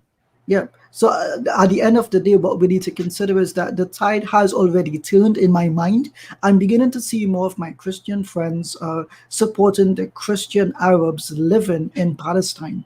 And that is something I think 10 years ago when I was in high school, it's not something we would have seen. So we're beginning to see that narrative change, and we can have hope in the future that things will continue to change. I saw an article, let's just be clear here, because I saw another comment along these lines. We are not advocating for violence towards any group or class of individuals. All we're simply saying is that we accept that every individual, regardless of their race, class, or gender, does have a right to defend themselves against harm, etc. Now, just to be clear here, I do believe that there is a social tide being turned, and we can have hope in the grace of God that these things will change, Yeah. Alhamdulillah. One of the things, Alex, I'd just like to reiterate from what Ijaz said. Muslims are not asking for the eradication of Jews. This has never been an agenda. And if a Muslim argues that, they're going against the very explicit teachings of Islam. But it's interesting because one of the leadership in Palestine, he made this argument, and I thought it was quite profound. He said, we Palestinians have no problem with Jews. We lived side by side with you for thousands of years. But he said, even if my own brother stole my house, I would fight him. And that's a very powerful thing to say, right? So Muslims are not saying we're anti-Jewish or we want the Jews out of that whole area. No, the Jews have a right to live there, just like everybody else has the right to live there. The issue, however, is this. Do they have the right to live there by eradicating a population that has also lived there for many hundreds and hundreds and hundreds of years? That's the fundamental issue. Do they have the right to steal somebody's house? And do they have the right to persecute them?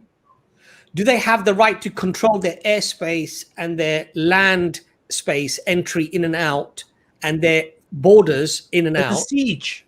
Do they have the right to control their water supply, 97% of it, which is toxic and not fit for human consumption? Do they have the right to, where the United Nations have stated clearly, categorically, that an occupying force must vaccinate the entire population equally? And I think 1 or 2% of the Palestinians have been vaccinated, whilst Israelis have practically all been vaccinated. Do they have the right to do that? That is the question.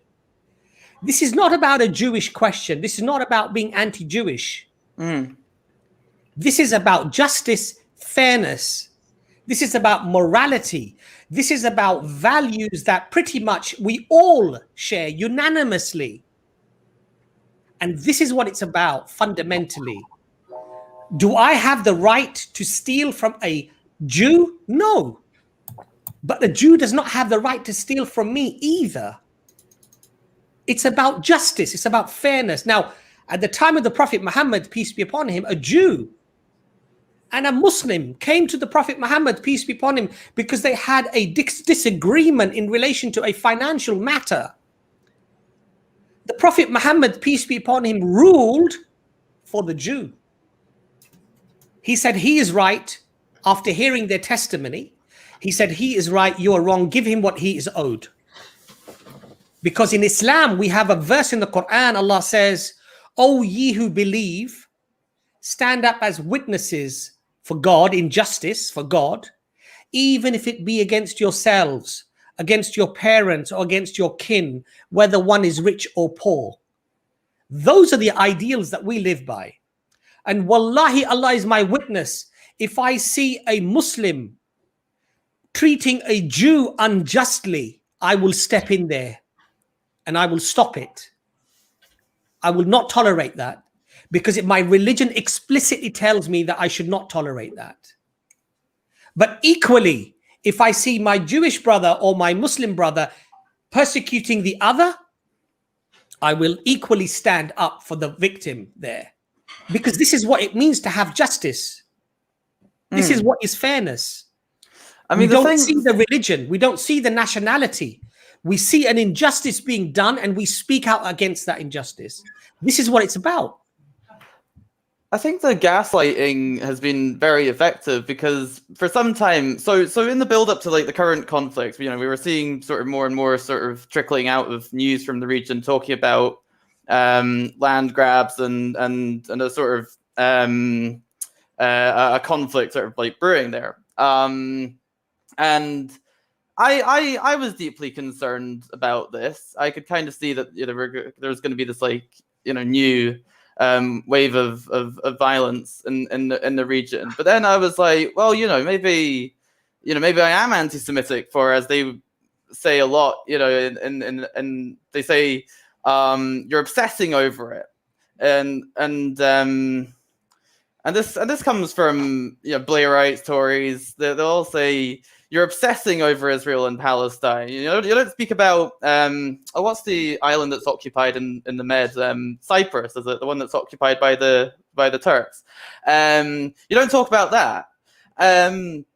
I think what you were saying in your last conversation was particularly important, and that's to do with the fact that essentially it was a Western created colony. It wasn't an organic. I know land grabs are never really organic, but it wasn't a creation of existing conflicts in the region. The Western Christian nations established it, and as a Christian Westerner, I think it's only fair that I take some interest in how that's developed. You Christian, Alex? Yes, yeah. Why? I'll have to do the what's the name? The Perfect Storm sometime. I sort of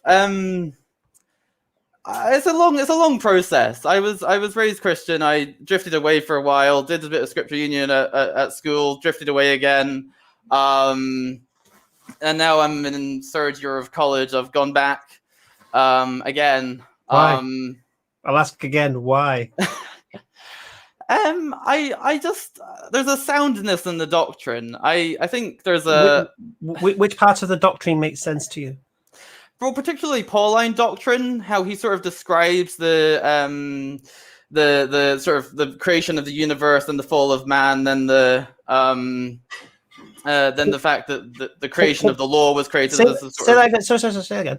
Pauline doctrine says what? So the way he describes it in Romans, and you've looked into Romans, you'll know it's a sort of basically a sort of summary of where we've gone from. Why do you believe what Paul says? Let's Genesis to the epistles. Why do I believe what Paul says? I'm because it generally sort of it manages to fix together a lot of seemingly random things up to that point. So you've got the Septuagint, right, which is it's interesting because you've got the prophetic books, but you've also got the historical books. And then obviously then you've got the New Testament Gospels. And it's difficult to sort of fit those things together because you're right, there are inconsistencies. But Alex, I think Paul... Alex, do you think the Bible's full of prophecy? Explaining those things. Not full of prophecy, partially prophecy. Oh, okay. And do you believe it's full of any false prophecy? Or it's got any false prophecies? I'm not sure yet. Here's the thing, Alex. What you said basically, this is what you've answered it. Why you're a Christian, and you've basically responded because I believe what the Bible says. That's basically what you've responded with. Yeah, and thus, obviously, you know my next question. Why do you believe the Bible is a reliable source of information? Yeah, I'm gonna have to get back to you on that. I have been meaning to come onto your show for some time and talk about the Bible because I was challenged to by someone I met online. He recommended me your wonderful channel, and I said I remember speaking to him a couple of weeks later, and after having seen some of your videos, and he said, "Oh, have you been on yet?" It's like, no, because I don't want to be eviscerated by Hamza. I'm more restrained on EFDawah, so you are better to come onto an EFDawah stream than a Hamza's Den stream. I wouldn't recommend coming to the arena, but I would recommend a Perfect Storm for you. I think that'd be really cool, Alex. Because, you know, Alex, being a ginger, you're halfway there. You know that. That's it, man. That's ginger. I know. When I see someone with ginger, I have hope. I think I'll have it. You're already a persecuted minority amongst the Westerners, so you can't get a girlfriend, and you've got no friends, and Islam can be the solution for you, my friend, in your social standing.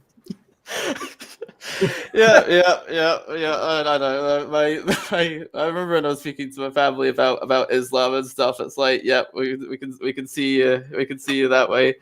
I'm the only ginger in my family right now, with my immediate family, and indeed in all my friend groups. All none of them. Oh, you are a minority, mate. You'll be a ginger Muslim, man. You'll be a minority amongst the minorities, no problem, mate. So here's the thing you see, Alex. If you love the Bible, you'll love the Quran. Yeah. And unlike the Bible, the Quran can be substantiated. And if you want to see something knitted together, then the Quran knits everything together, as in the history of man, guidance for man, and the future of man. When I see the Bible, my first question has to be: Is this reliable? Are these words I'm reading words that were said by Jesus, for example? And the reality is, maybe not. Why did you say that? Oh, well, because unfortunately, the authors of these Gospels were not themselves witnesses to what they've written. They've got it from hearsay, and there's some contradictory statements with regards to certain events. And there seems to be one in particular who seems to invent history to support a narrative. He butchers the Old Testament prophecies to try and manufacture. And this is blatant, mate. This is blatant. And then once you realize this thing, you have to ask yourself this question, Alex: why do I believe what this book says? Even the letters of Paul, some of the letters are not from Paul. You know people forging in the name of Paul. You've seen the historicity streams on what we do. Yeah. But I don't want to bury you right now. I'm going to save you for the perfect storm. I'm going to eat my burger now, so I'm going to just switch off my camera. But I'm here. All right. I'm just confused as to why Brother Nazam has a child setting up a camp in his living room. You know, the other thing, Alex, actually, if you do come on the perfect storm, would be good, because I'm really surprised by the statement that you think that the narrative makes sense in the Bible about man. Because for me, whenever I've looked at it, I've looked at it, tried to look at it over a number of years, and really, to me, it doesn't make any sense whatsoever. Maybe we've just got different perspectives, but I see sort of issues after issues after issues with the whole concept, and then trying to marry the narrative with the image of God as being this loving being who, the fall of man, the whole scenario requiring of a sacrifice. It doesn't fit with this image. And so I see problem after problem after problem. So that would be a good conversation probably to have, because we'll get it covers a lot of ground, and we'll get into the nitty gritty of where our differences lie. But yeah, I think I know why you're someone who would appreciate what a beleaguered minority would feel like, and hence your Palestinian stance. But also you're a good guy. It sounds like. I wish you all the best, and please do come on. Really, we would love to have you. Okay, thank you. Yeah, I wish you all the best, Alex. You take care. Okay. Right. Can we see the baby? Can we see the baby? Nazam, have you got a?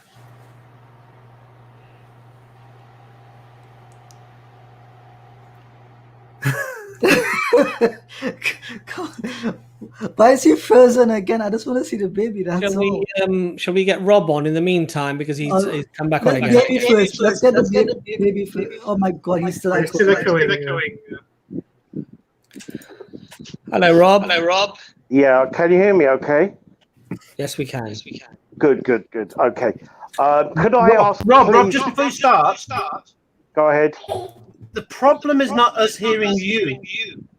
The problem is we keep hearing ourselves. Because we're echoing.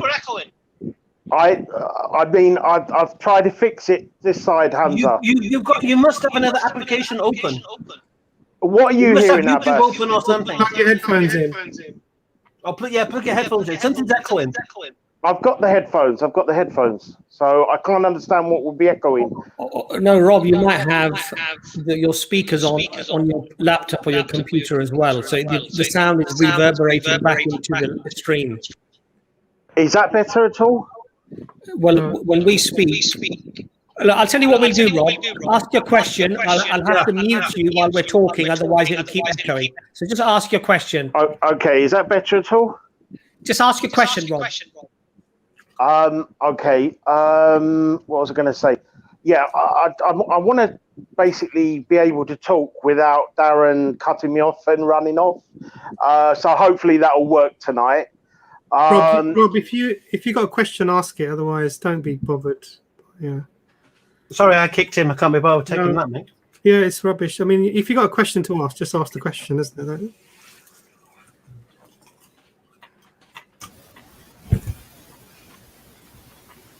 Terry, why are you calling yourself certifiably delicious? You joined the wrong stream again?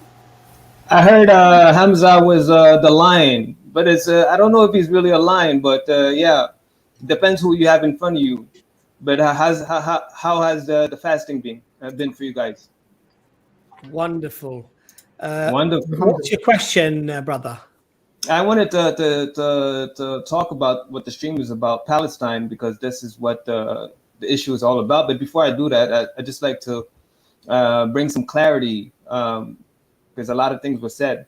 So as far as Hitler, to consider him as a Christian, a person that built the temple of Zeus, and that would be comparable to say that Saddam Hussein was a Muslim, a same person who built effigies and statues of himself.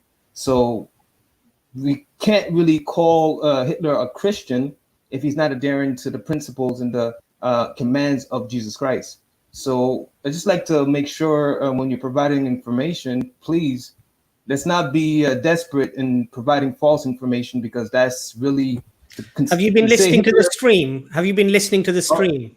From the very beginning. Okay. From the very beginning. Did we say that he was following the true teachings of Jesus? You said no, he's not a real Christian, this, that, and the third, but Ijaz and Hamza try to make a case to say we made it quite clear that he was not following the teachings of Jesus. Okay? Now the question here is, and it might be uncomfortable for you, did Germany recognize itself to be a Christian nation? Maybe. Yeah, maybe. Right. So that's all we're saying. We're not saying, and this is the point, we're not saying that Hitler was a true Christian. No, far from it. In fact, we are saying that he wasn't a true Christian. Okay. So was that factually incorrect then, what we said? Because you said you just came to the stream to say that we have to be factually correct. So was that factually incorrect? What you just said right now is probably correct. So what's your question? What's your question? Okay, so personally, it seems like you're saying that Christians should choose a side between the Palestinians and the Israel state, because there's no such thing as the Israel state. Since we're not saying that at all. We're not saying that at all. Do you know what we're saying? You know what we're saying?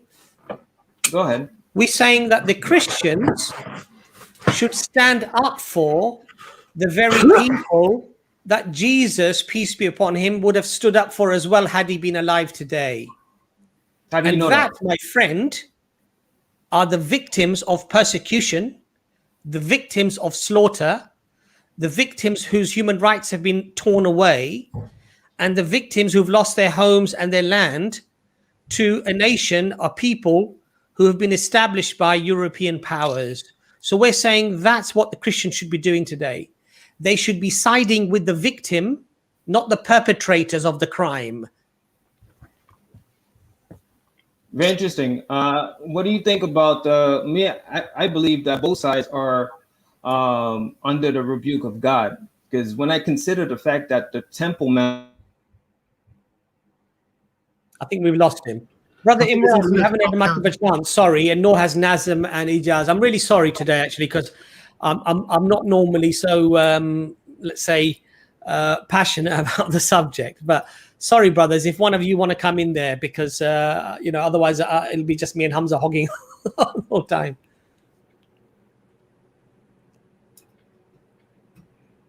JM, you're on. Hello, assalamu alaikum. Walaikum assalam. Are you Muslim? I am, yes, I am. Alhamdulillah. Okay, just so you know, this stream is for non-Muslims. It is, but I'm going to ask a question from someone who is, you know, not Muslim and kind of pro-Zionist, and I want to get your take on it, given the topic you guys are talking about today. Oh, gray area. Okay, ask the question and I'll try to make it quick as possible. So, to make a long story short, I just want to know what you guys take on the importance of Al-Aqsa Mosque, because there are people that think that it was, you know, when was it physically built? Because it's mentioned in the Quran, but it was physically built after the Quran. So, what are people dying for? Are they actually dying for this physical building that's in Al-Aqsa? Where is the place that the Prophet visited during the? Yeah. What kind of question is this? This is what I mean. I need a good answer to this type of question. What are they dying for? They're dying because they're being shot for protesting against illegal evictions. What's that got to do with? I know. I know that. I understand that 100%. Right. So that's your response, mate. Yeah, I know people aren't dying for the actual building. No. You said this is a question from one of your Zionist mates. That's your response. They're dying because they were protesting against illegal evictions being visited upon them by the criminal international state of Israel. That's it. There's nothing else to say. If you give a theological answer, why would they accept it? Not if they would accept it or not, but they're under the impression that Al-Aqsa, aside from the Israel-Palestine conflict, they're under the assumption that the physical building is kind of meaningless in Islam itself. Yeah, but do you know what I mean? They regard Islam as being meaningless. They regard, they're pretty much atheists, to be honest. Yeah. So then the theological component of the reason is irrelevant. So for them, you say, would it matter if anyone had a claim that this is something from their religion? Because they don't accept any claims from any religion. They're atheists. So the question then comes down to look at the facts on the ground. And as Brother Hamza said, it's very straightforward. This is a colonialization of a country, of a people by a Western power and a Western supported power. And this is the fundamentals of it. And because of the way the colonizations have always been done, it's always overwhelming force against a largely unarmed population. And we've seen this in every single continent. Every single example you can give Australia, you can give New Zealand, you can give Africa, you can give India, you can give the Middle East, you can give any of the Algeria, the North Africa, South, all of the continent of Africa. This has been the same modality. Just as they were all wrong, this is also wrong. End of conversation. Gotcha. All right. I appreciate your time, and God bless you all. You guys do amazing work. Huge fan of the show and all you guys, to be honest. So thanks again, and I'll keep listening. And just a quick one. JM was the exception that proves the rule, not an exception to the rule. So the reason why we were and ahhing, you're Muslim or quite grey area, is because we don't allow Muslims onto these streams, because it's basically open for non-Muslims to question Islam, bring their religion and talk about what they want to talk about. It's not a stream for Muslims. We have streams for Muslims. We have Dawah Clinic, and we have The Floor Is Yours. But so just so other Muslims don't think, oh, now we can all jump on. This was the exception that proves the rule. I must admit today that I was actually really shocked. I know, Imran, you weren't shocked with Frank's answer, but actually I was really, really shocked with that answer. I really was. And to me, the reason why it upset me actually is that I think Frank generally is quite a nice guy. He's a really nice guy. He's got good manners, and we disagree about things that we discuss, no doubt about that. And by the way, guys, we're going to put the link back out again. So anybody who's a non-Muslim would like to come onto the show, you're more than welcome to come onto the show. We'll have a nice conversation. But what upset me, Imran, is that I can now see why there is so much support for Israel against really a poor, destitute, trodden on, humiliated people, you know. And you know, there's a great saying that a lot of Christians often say, do unto others that you wish to be done to yourself. And I would like to see my Christian brothers and sisters living as Palestinians in the occupied territories and then tell me it's all right. Tell me it's fine.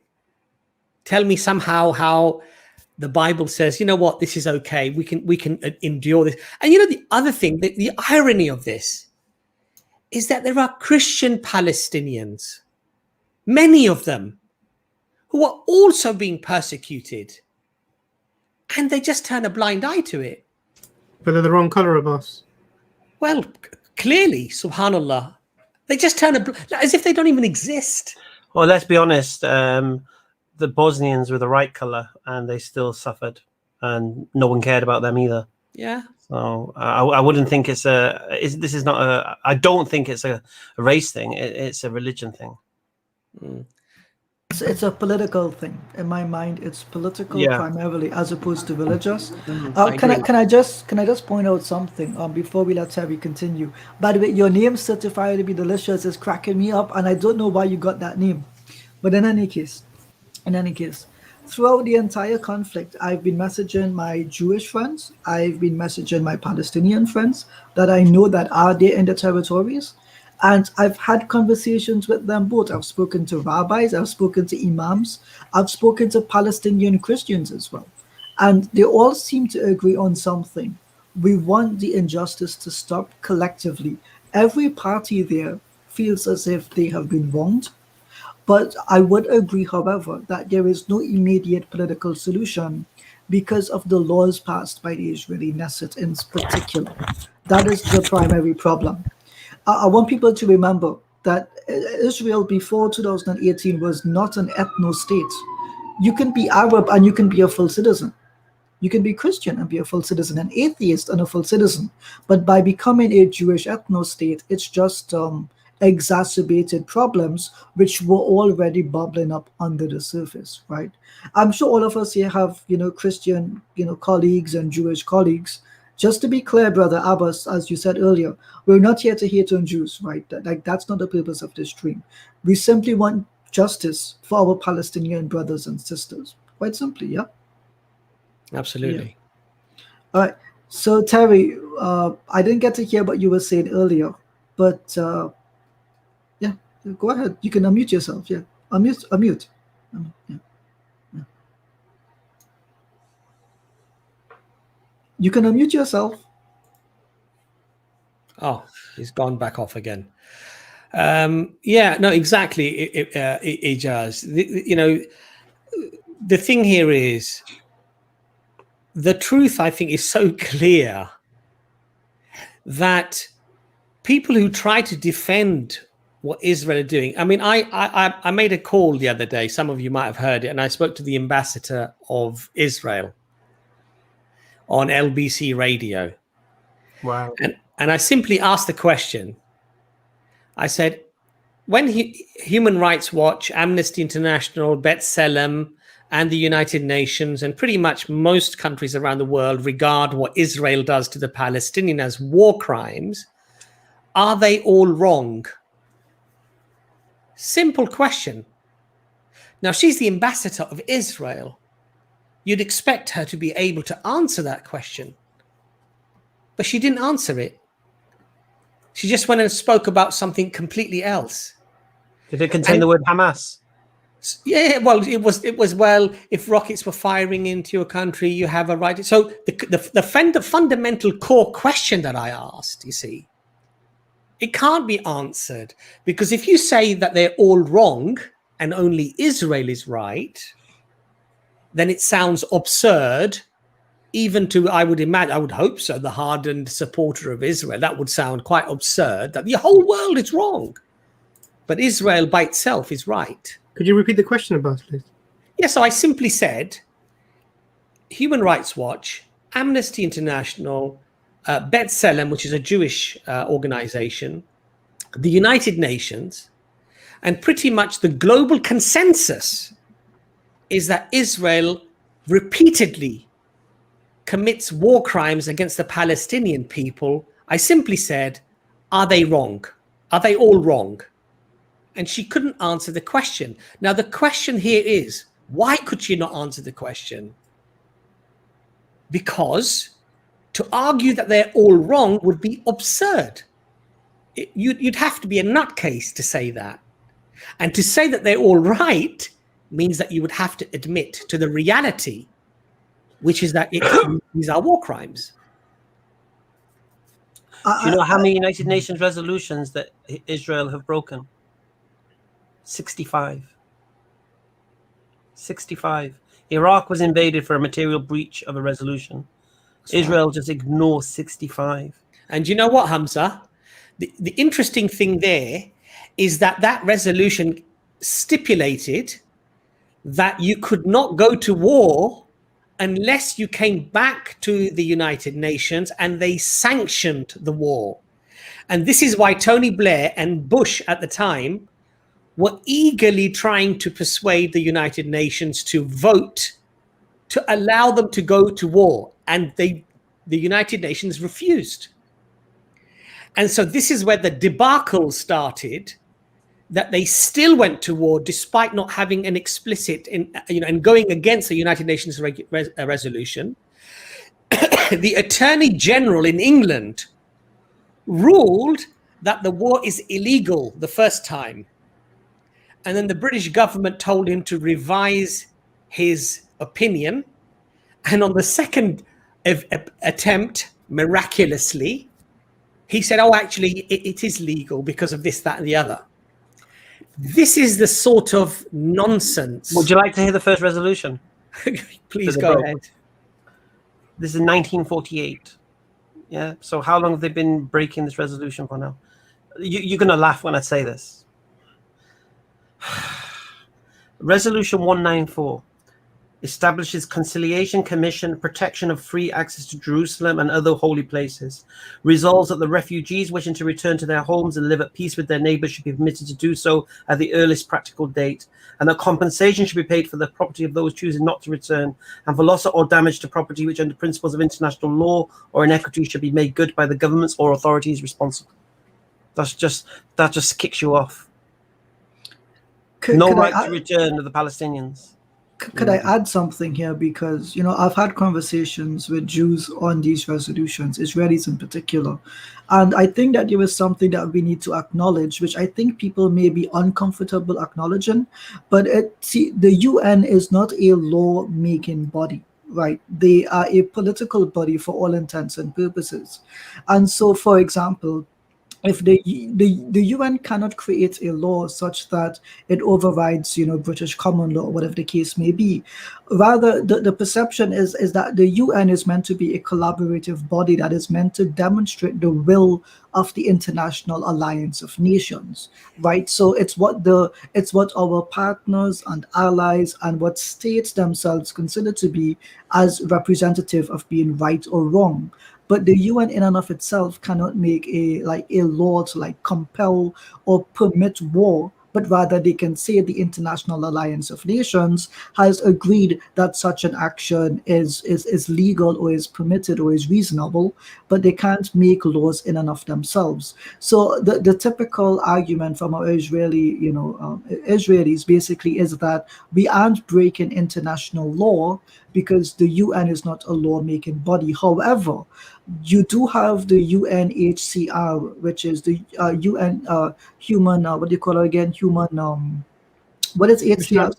United Nations Commission on Human Rights. Right. So this Commission on Human Rights can, in fact, I think all nations that are part of the UN have to sign on to this commission and its definition of what human rights are. So Muslim nations, Christian nations, secular states, it doesn't matter. They've all signed on to it. So rather what the argument should be, and I think when we have our discourse with Jews and Israelis, is that you've contravened the principles that you've already agreed to. right? So it's not as if we're saying that the UN should dictate your laws for you, but you have acceded to the moral authority of the UN already, and so you're contravening your own political stances and your own legal basis for enacting basic human rights standards. And this is one of the primary problems, that the Israelis don't consider the UN Human Commission of I get the name wrong all the time, but whatever it is, they don't consider it to be an authority over them, because they are acting in the vested interest of the preservation of their state. But I would argue that the Palestinians are not an existential threat to the state of Israel, and I think all nations on the face of the earth acknowledge that Palestinians in and of themselves cannot remove the Jews. They're not going to remove the Israelis. All they are seeking under Israeli law is the right of return. And there is just one more thing I want to mention here. The whole issue with the Sheikh Jarrah incident, right? Because this is where it all started. This is because of a lopsided law. Basically, under the Ottomans, even though the land was not specifically stipulated for those families, the land, however, was ceded to the Jordanians, and the Jordanians appointed the land to these families. Now, whether or not Jews had lived there previously or not, the fact remains that under the conventions that the Israelis signed, it gave the Transjordanians the right to that land. And so the families living there had been living there, I think, since the 1930s or 1940s. And in the early 2000s, under a specific law in Israel, it did not recognize the Jordanian right to that land, and it did not recognize the Palestinian right to access that land. So ownership was taken from them, and it was appointed to Israelis, who I don't think even lived there at that point. And they were forced to pay rent to the Israelis. However, the Palestinians challenged it, and the case went to the Supreme Court of Israel. And the Supreme Court, basically in their deliberations, in their previous rulings and in the ruling that was expected, was that the state of Israel only accepts a right of return for Jews. They do not accept a right of return for Arabs, and particularly Palestinian Arabs. So this is where the issue ticked off, right? So the Israelis do have a one-sided law in this context. All we are calling for is for them to have an equal standing to basic human rights. I hope that gives. No, that clarifies, Ijaz. Before lovely. one of the other brothers comes in there, I just want to quickly say, Ijaz, that I've heard some of our Jewish brothers and sisters at Speaker's Corner, for example, saying that, well, we don't have to recognize the United Nations, and we don't recognize what the United Nations does, and yet they use the United Nations as a legitimizer of establishing the state of Israel. So on the one hand, and the war in Iraq. Yeah, exactly. So on the one hand, you're saying, well, the United Nations, all the countries of the world got together and they established this state of Israel. Therefore, we should have it, and it's the law. But at the same token, the 70 plus, resolutions against it, they decide to ignore them. So you can't have your cake and eat it, quite frankly. And sorry, Imran and brother Nazam, if you want to come in there at all. Can I just share one crazy comment? It's the most deluded comment I've ever read. Okay. I can't contain it.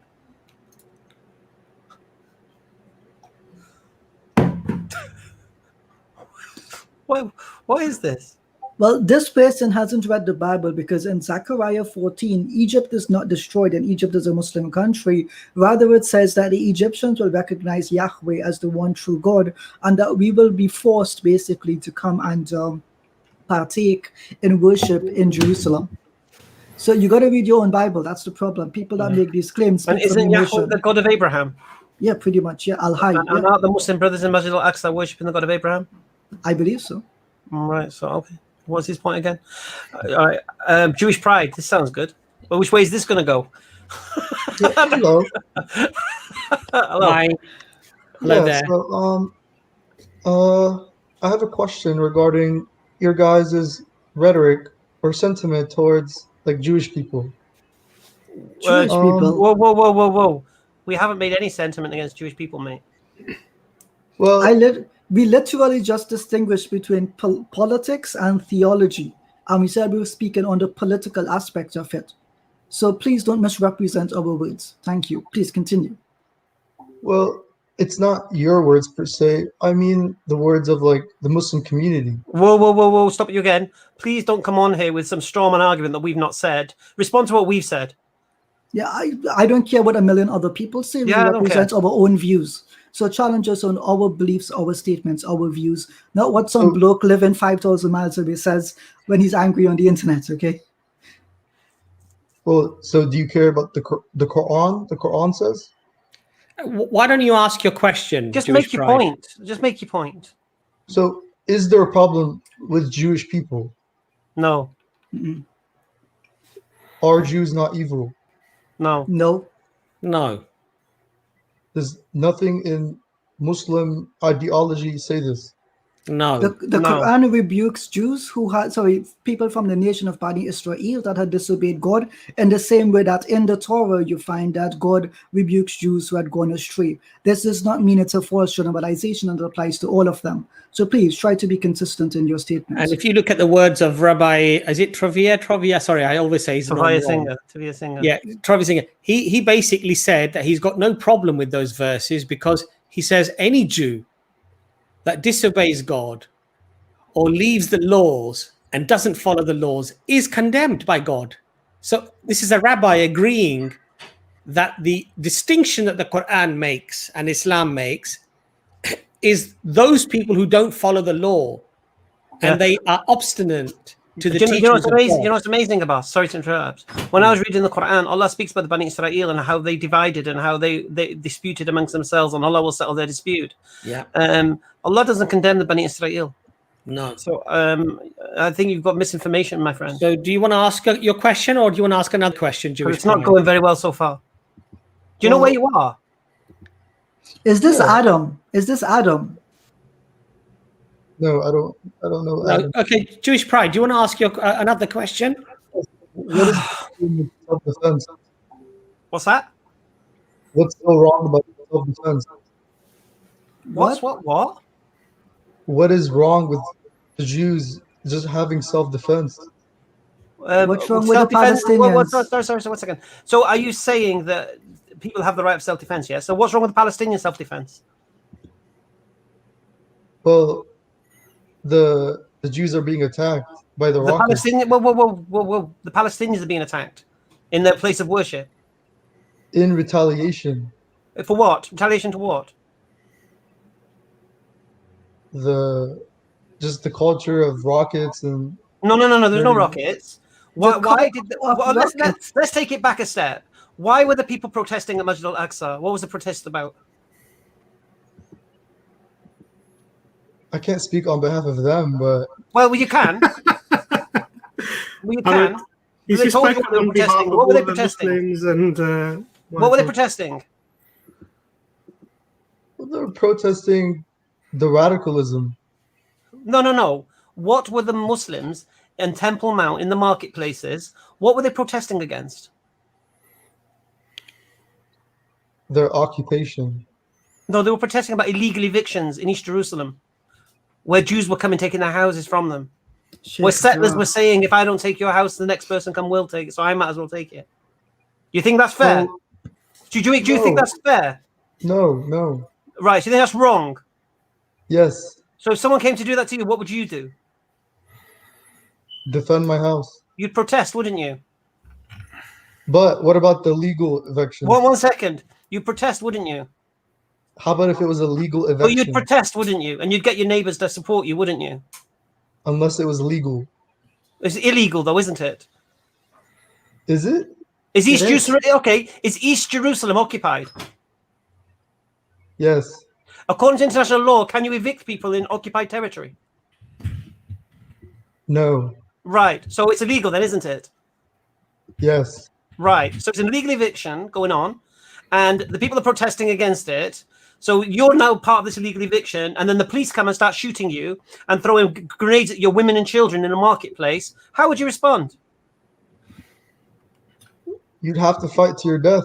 Right. So let's understand something. So why are Hamas firing the rockets? Retaliation?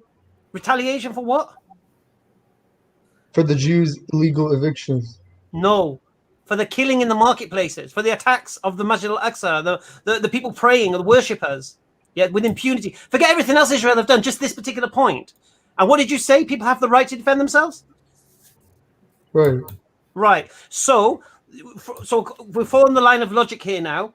The people are being illegally evicted, as agreed by yourself, and they were protesting against this illegal eviction.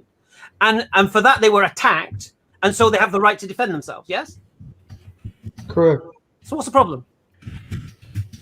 Well, we are given propaganda and rhetoric that's just, it sometimes defies logic and humanity, but that's all we're fed. Like, it's not. Yeah, I know, I understand what you're saying, but the point here is this: do you accept that? I mean, Israel is an international war criminal, and an international criminal in the sense of breaking international law. You have to concede this. Just like China. Just as China's doing the same, we get that. But the problem with China and Israel is this: China, you can write off communists, this, that.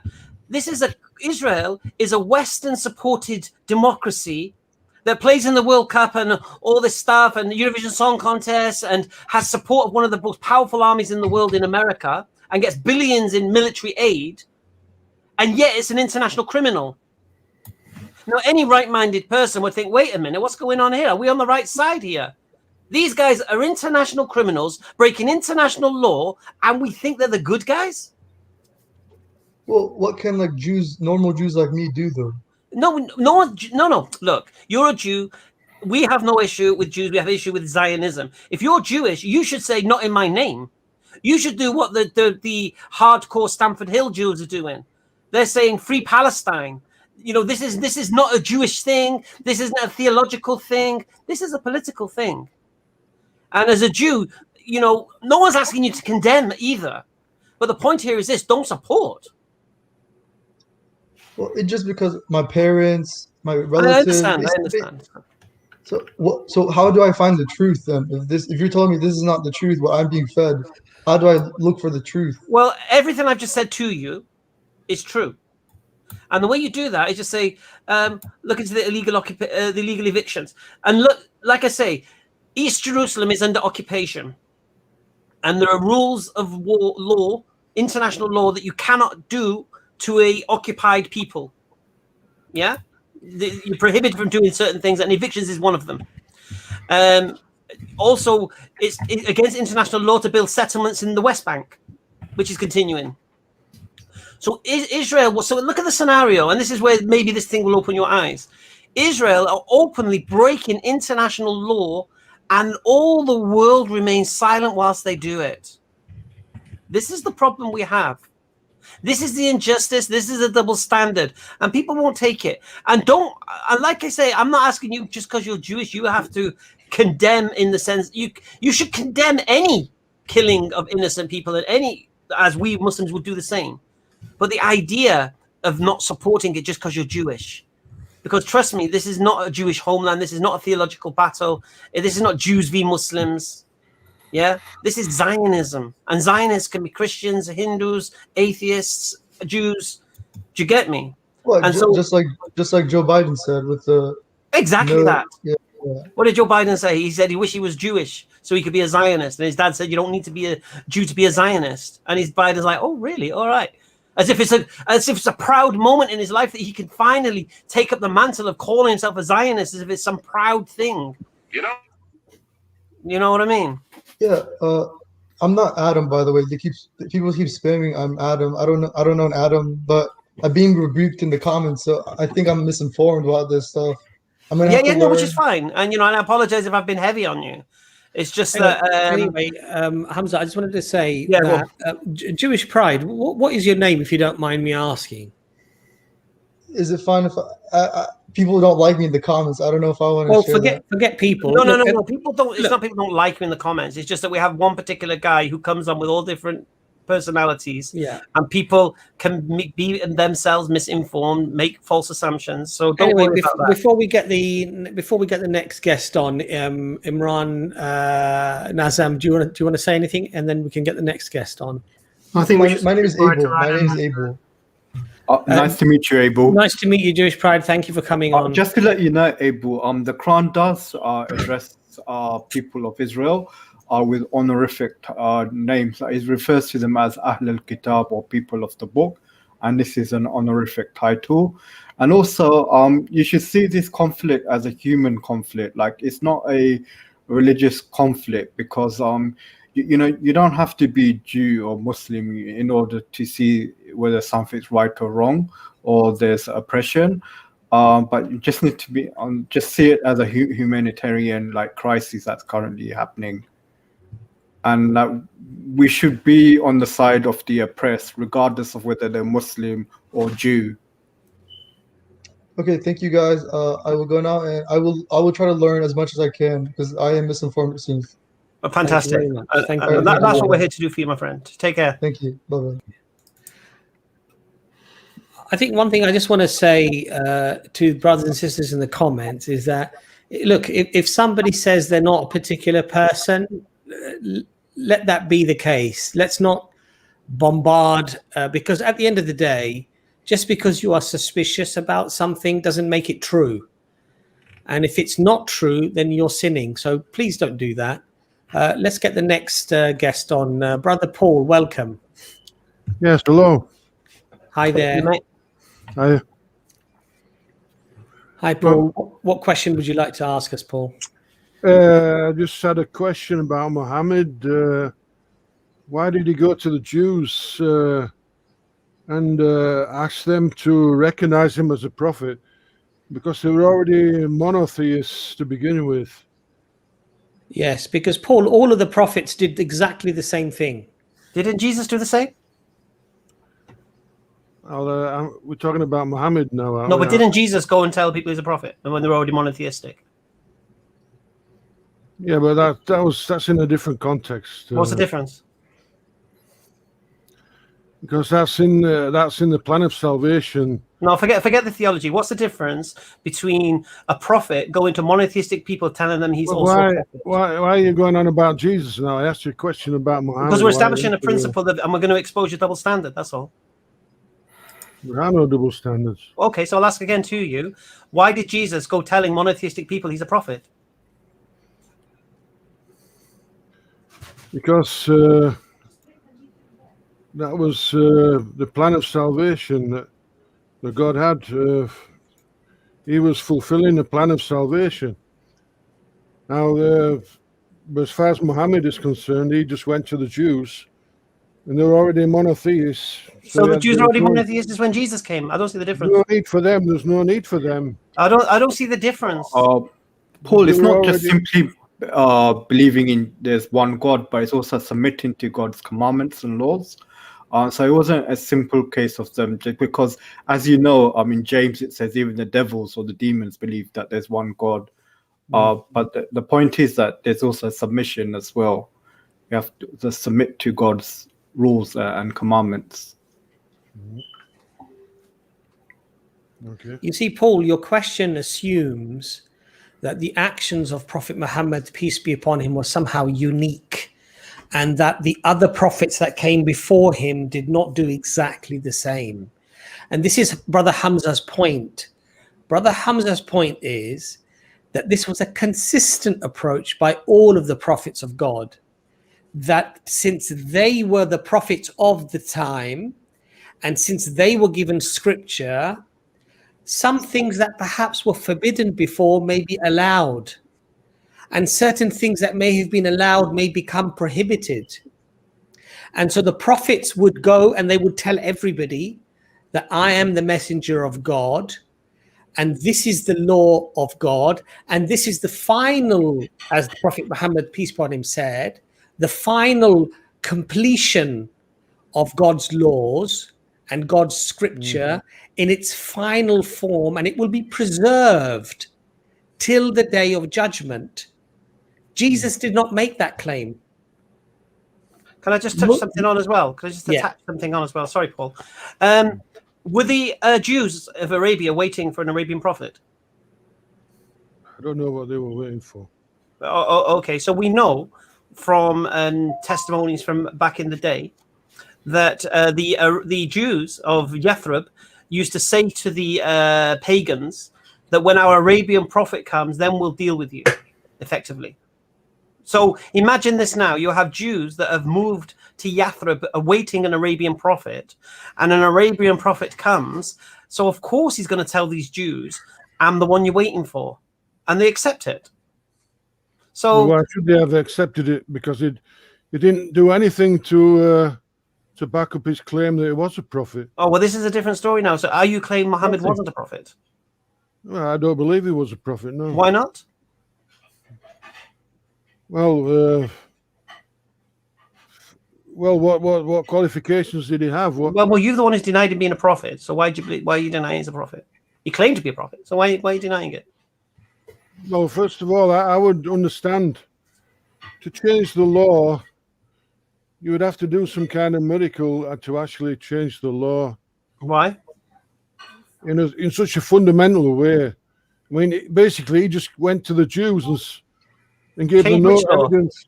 He gave them no evidence whatsoever that he was a prophet. He couldn't do any miracles. Why did they believe he was a prophet then? So why, But why did they believe he was a prophet?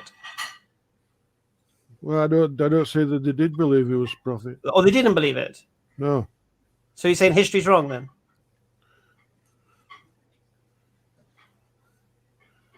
Well, your history may be wrong. I don't know. My history. Why is my history? Why is my history wrong and your history right? I'm not claiming my history is right. Yours. Why are you claiming my history is wrong then? So why did he? So, for example, he told the Jews to change the direction of their prayer. He told the Jews what? To change the Qibla, didn't he? He didn't tell the Jews the direction in which they were praying. Oh, he didn't tell the Jews that, did he? Yes, he did. No, he didn't. He said Paul, that with all due respect, Paul, you seem like a nice guy. Paul, you seem like a nice guy, but you've come in a vacuum. You've come very much unprepared. But I would like to get some of the other brothers in there. Imran, would you like to come in there? I just have one more question. Well, if you don't mind, Paul, if you don't mind, I'd just like Dr. Imran to come in there for a second, and then we will give you a chance to ask another question. Okay, yeah, just another question. Are you a Christian, Paul? By the way, muted, Imran. You're muted. Yes. Okay, fantastic. Well, if you can ask your question, and then we will try and build it in with the previous question. Go on. Yeah. What's the question? Well, my question is, what was the age of Aisha when she got married to Muhammad? Because some Muslims say, I've heard different. Why does that matter to you, Paul? Why does it matter? Because he seemed to be inconsistent. No, but how old was Mary? Your religion seems to be inconsistent here. No. Because how old was Mary? Some Muslims saying she was 16. Yeah. Others saying she was. Okay, Paul. So how am I supposed to believe your religion? Paul. That wasn't my answer. But look. If you can't agree with each other. All right, Paul. There's a difference of opinion on her age. Okay, that's one thing. First thing. Second thing. What's your problem with it? I'm trying to understand why you would ask such a question. Where, for example, in your religion as a Christian, how old was Mary when she gave birth to your Lord and Savior? Well, there's no details in the Bible. Well, no, not in the Bible. How old was she? Well, I don't recognize. You don't recognize the church fathers? All the sources. No, I don't know. You don't recognize the church fathers? No, I don't recognize church fathers. How do you know what the Bible is then without the church fathers? I can read it for myself. But it's the church fathers that tell you what scripture is. I don't need the church fathers to tell me anything. Well, you don't know what the canon is without the church fathers, because they put the Bible together for you. Well, the church has accepted the canon for thousands of years now. No, the church fathers were the ones who decided what should be in the canon, and you've just thrown them under the bus because you don't like what they say. I don't care what they say. Well, you do. No, I don't.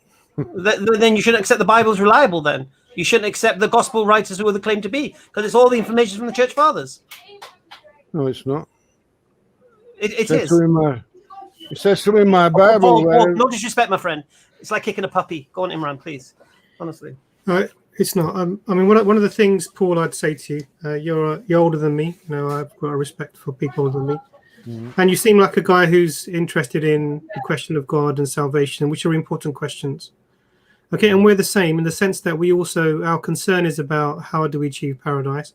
how do we do that which pleases God? Yeah, there's no fundamental antagonism between us, except that we have different worldviews, right? So the one way to approach what we believe and what you believe would be to actually have a decent conversation about it. Now, so if I just give you sort of an overview, and one of the principle that Hamza was mentioning to you was you have to really be consistent in how you're applying any rules that you have, say for disregarding the prophethood of Prophet Muhammad, peace be upon him. You'd have to then be consistent in applying that across other prophets that you have, even in the New Testament and the Old Testament.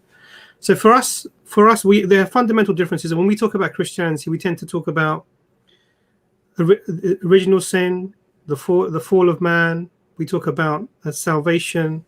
We talk about the Trinity. We talk about crucifixion. These are fundamental and core things within Christianity that we have disagreements about. When we find that when Christians come to us, the things that they mention are what you know. They'll bring up, the age of Aisha or something that's away from the core of our religion. So let's say if you have two Muslims, one is someone who believes that Aisha was 16 and someone who believes that Aisha was 9. Peace be upon them. May God be pleased with her. Now, does that affect them in any way in terms of their salvation? No, not really. You could hold either view; it wouldn't really be a big deal. So I have a problem with the difference in age between Aisha and Muhammad. Do you? Okay. He was in his 50s. So then what we should do then with that, Paul, is we should then apply that consistently. So let's establish between ourselves, what do you think is an age where a girl becomes a woman? What would you give me that? And let's apply this now to all of the prophets that we have access to. Well, you guys seem to be obsessed with setting this age at a specific level. You seem to be obsessed with it. It's got to be 6. It's got to be 9. Every woman in the world has got to go through puberty and be ready for marriage at the age of 9, according to you guys. Paul, no, not at all.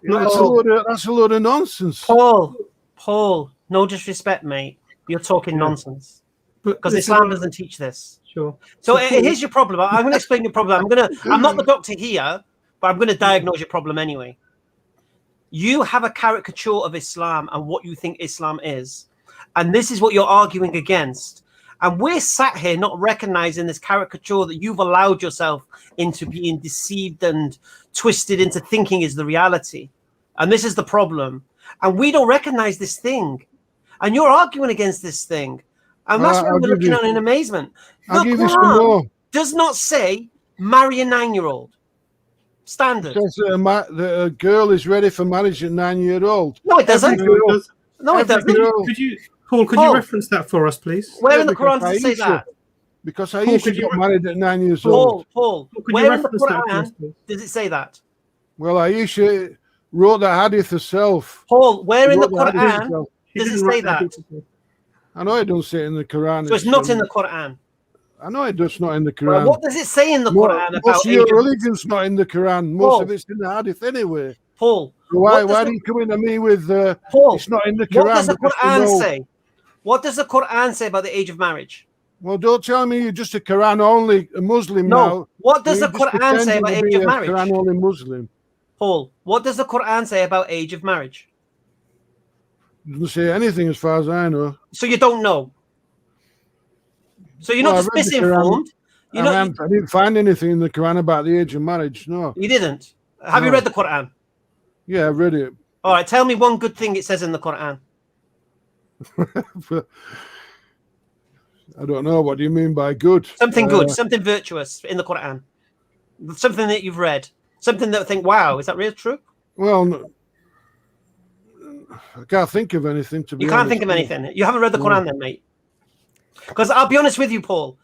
In the whole month of Ramadan, right, I read the Quran in English from beginning to end. And every single verse of the Quran talks about justice, talks about charity, talks about being fair in social conditions. So what is the... Paul, are you listening to me? What is the harbi? Tell me what the harbi is. So, Paul, the harbi has no protection. Paul, I'm going to expose you, mate. You haven't read the Quran. Islam says the harbi has no protection. You can do the harbi whatever you want to do to him. Paul, just you agree have no with me. punishment. Paul, just agree with me. Paul, you haven't read the Quran, have you? I know what the harbi is. Paul, you haven't read the Quran, have you? The harbi is somebody who's subject to Allah's wrath. Paul, and a Muslim can do whatever they want to him. Paul, you haven't read the Quran, have you? That's different to the law of the Old Testament. Paul, that's the law. Be honest here. Guys, can I just interrupt for a second? So Paul, you're saying things. I mean, we don't eat Haribo unless it's the halal version of them, and the words you're using we don't really understand because you're clearly reading them from somewhere. But what you're presenting to us, Paul, really, just straight up, we're having a conversation here. What you're presenting to us, Paul, we don't recognize as Islam. We don't recognize. I'm a najis according to you guys. I'm unclean. He's saying najis as an impure. Najis. Yeah, no. Where does the Quran say that? You're not impure. Where does it say that in Islam? You're najis. That's not love your neighbor, is it? Paul. That's hate your neighbor. Paul. What? My father's not a Muslim. I don't call him najis. Yeah, but it don't make any difference. He's still a najis. Where does Islam say my father's najis? Everybody's najis who's not a Muslim, and everybody's. Where did you get that from? Who told you that? Who told you that? Imran, let me on him. Who told you that, Paul? Nobody told me that. Well, someone must have told you that. You weren't born believing that. Who taught you that? Who taught you that all Muslims say non-Muslims are najis? Where'd you get that from? I don't. Now you're denying it now or something, huh? You're reinventing your religion. Paul, you're just reinventing your religion. Well, okay, let's break it down for you. Anywhere did Prophet Muhammad, peace and blessing be on him, say that?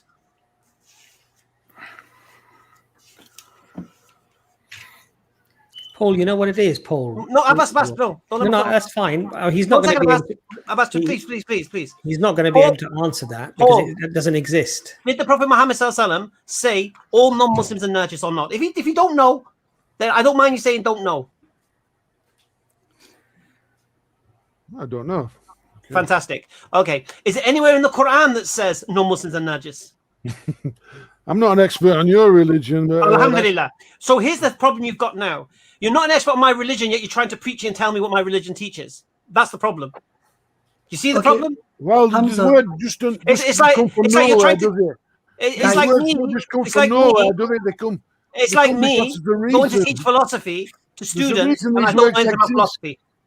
Guys, hold on. So you see, the thing is, we don't have this belief in Islam, but this belief is in the New Testament. 2 Corinthians chapter 6, verse 14. Do not be mismatched with unbelievers, for what partnership is there between righteousness and lawlessness? Or what fellowship is there between light and darkness? What agreement does Christ have with Belial, or what does a believer share with an unbeliever? What agreement has the temple of God with idols? For we Christians are the temple of the living God, and God said, I will live in them and walk among them, and I will be their God, and they will be my people. Therefore, come out from among them and be separate from them, says the Lord, and touch no unclean thing. Then I will welcome you. Then I will be your father. You shall be my sons and daughters, says the Lord Almighty. Chapter 7, verse 1. Since we have these promises, beloved, let us cleanse ourselves from every defilement of body and of spirit, making holiness perfect in the fear of God. So we are unclean. We are not the temple of God, according to the New Testament. But you'll never find such a horrible belief in the Quran or in the prophetic hadith. Drop that mic. I can quote it. I can quote the Bible, but you can't quote for me that verse in the Quran because it doesn't exist. So who knows whose religion better? But Paul, I know you don't believe in what those verses say because you seem like a person who disagrees. Unbelievers are nothing but unclean. That's what says. Where does it say that? In the Quran. Where? It says that in the New Testament. It doesn't say it in the Quran. He's just read from the New Testament. It says the unbelievers are nothing but unclean. That's what it says somewhere in the Quran. I've heard that. It doesn't. But what do you think about the verses in your Bible where it says that unbelievers are unclean? Do you agree with that? It says... Paul, in your Bible, it says the unbelievers are unclean. Do you believe in that? In a sense, yeah. In a sense. So you're happy with so you have no issue with unbelievers being classed as unclean, and yet you're trying to challenge but we are commanded to love our enemies. Not like you guys. Oh, okay, so just so we understand the perspective here, Paul. So you're saying you have no issues with unbelievers being unclean, and yet you're trying to call issue with Islam about saying unbelievers are unclean when Islam doesn't say it. Paul, are you listening to yourself, mate? Seriously. You're preaching against what your religion teaches. How does that make any sense? That tells me you don't agree with what your beliefs teach. You're against that teaching because you have an issue with it. It says we should not be unequally yoked. No, he says you should distance yourself and separate yourself from unclean spirits. It doesn't mean that. He just read it. He just read it. And who's an unclean spirit? What does that mean? What does it say in your translation, Paul? Yeah, read the same verse. Where is it? It's in 1 Corinthians chapter 6. I think it's towards the end, and chapter 7, verse 1. Okay, chapter 6. Yeah, 1 Corinthians chapter 6.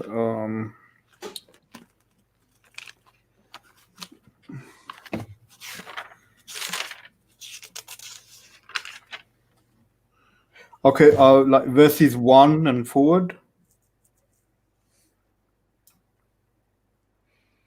Mm-hmm.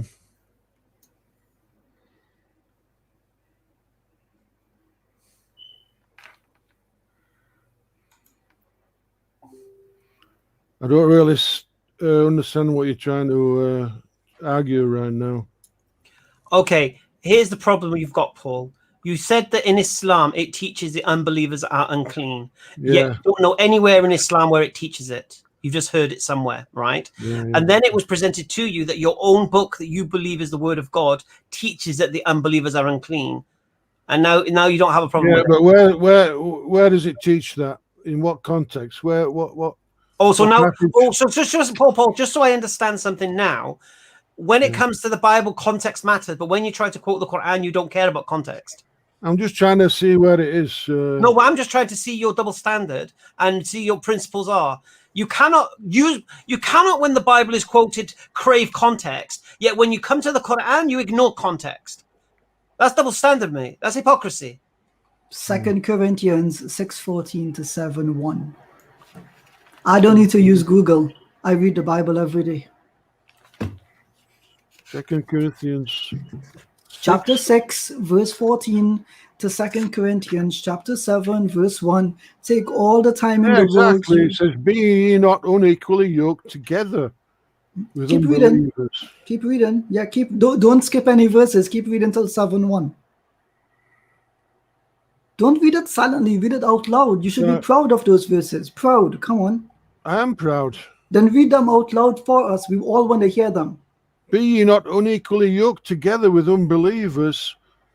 Why not? So it means Continue. when No, it means, don't interpret. Continue reading the verses. You haven't finished the passages. I said until verse 7:1. So don't stop. Keep reading. It's okay. Well, why should I read the whole thing? It's just 5 verses. You can't read 5 verses where it mentions now, that what we're concord impure. hath Christ with Belial? Or what part hath he that believeth with an infidel? And what agreement hath the temple of God with idols? For ye are the temple of the living God, as God hath said, I will dwell in them and walk in them. I will be their God, and they shall be my people. Wherefore come out from among them, be ye separate, saith the Lord, touch not the unclean thing, and I will receive you. So it probably means they were joining in with the religious ceremonies with the unbelievers or something like that. It says you are the temple of the God, that we are not the temple of the living God, therefore we are impure. Why do you have to come out from us if we are not the temple of the living God? What does that mean? Take all the time you need.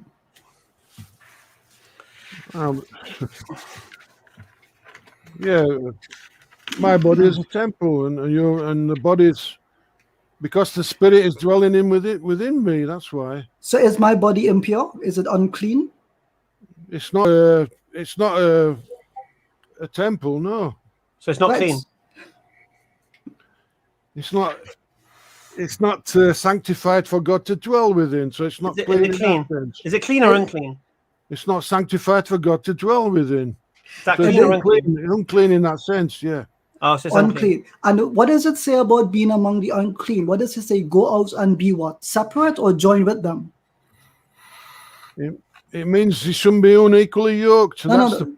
Does it say go and be separate from them? Does it say that? Yes, it does. Be separate from them and touch no unclean thing. So you can't even touch me. No wonder they had segregation in the United States. Come on, you just it's nonsense how you interpret the text. Does it say yes or no? Does it say be separate from them and touch no unclean thing? But that's in the sense of being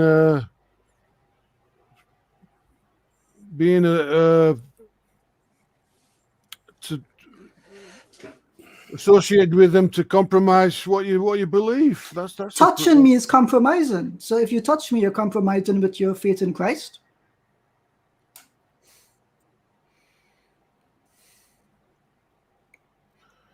It says, "Be ye not unequally yoked together." So there's a closeness. You keep reading that verse, but you keep ignoring the context. Touch no unclean thing. I am the unclean thing that you said is not sanctified. You can't touch me. Why does it say be separate? Don't mean touch in that sense. Oh, in what sense does it mean then? In what sense can you separate and not touch something that's unclean? That can only mean the physical sense. Can you touch me spiritually? No. Yeah, of course you can. Yeah, of course you can. You can touch me spiritually. Yeah, you can compromise yourself spiritually. How can you touch somebody spiritually? Are you listening to yourself? It's not talking about touching in a physical sense there. So when it says be separate from them, it doesn't mean in a physical sense either. No, I don't think so. No. But you just said it refers to a temple, that you are the temple of the living God. So you're not a physical thing. See, the thing here, Paul, is that don't see Muslims as an enemy. Don't see us as people who hate you just because you're Christian, because we don't.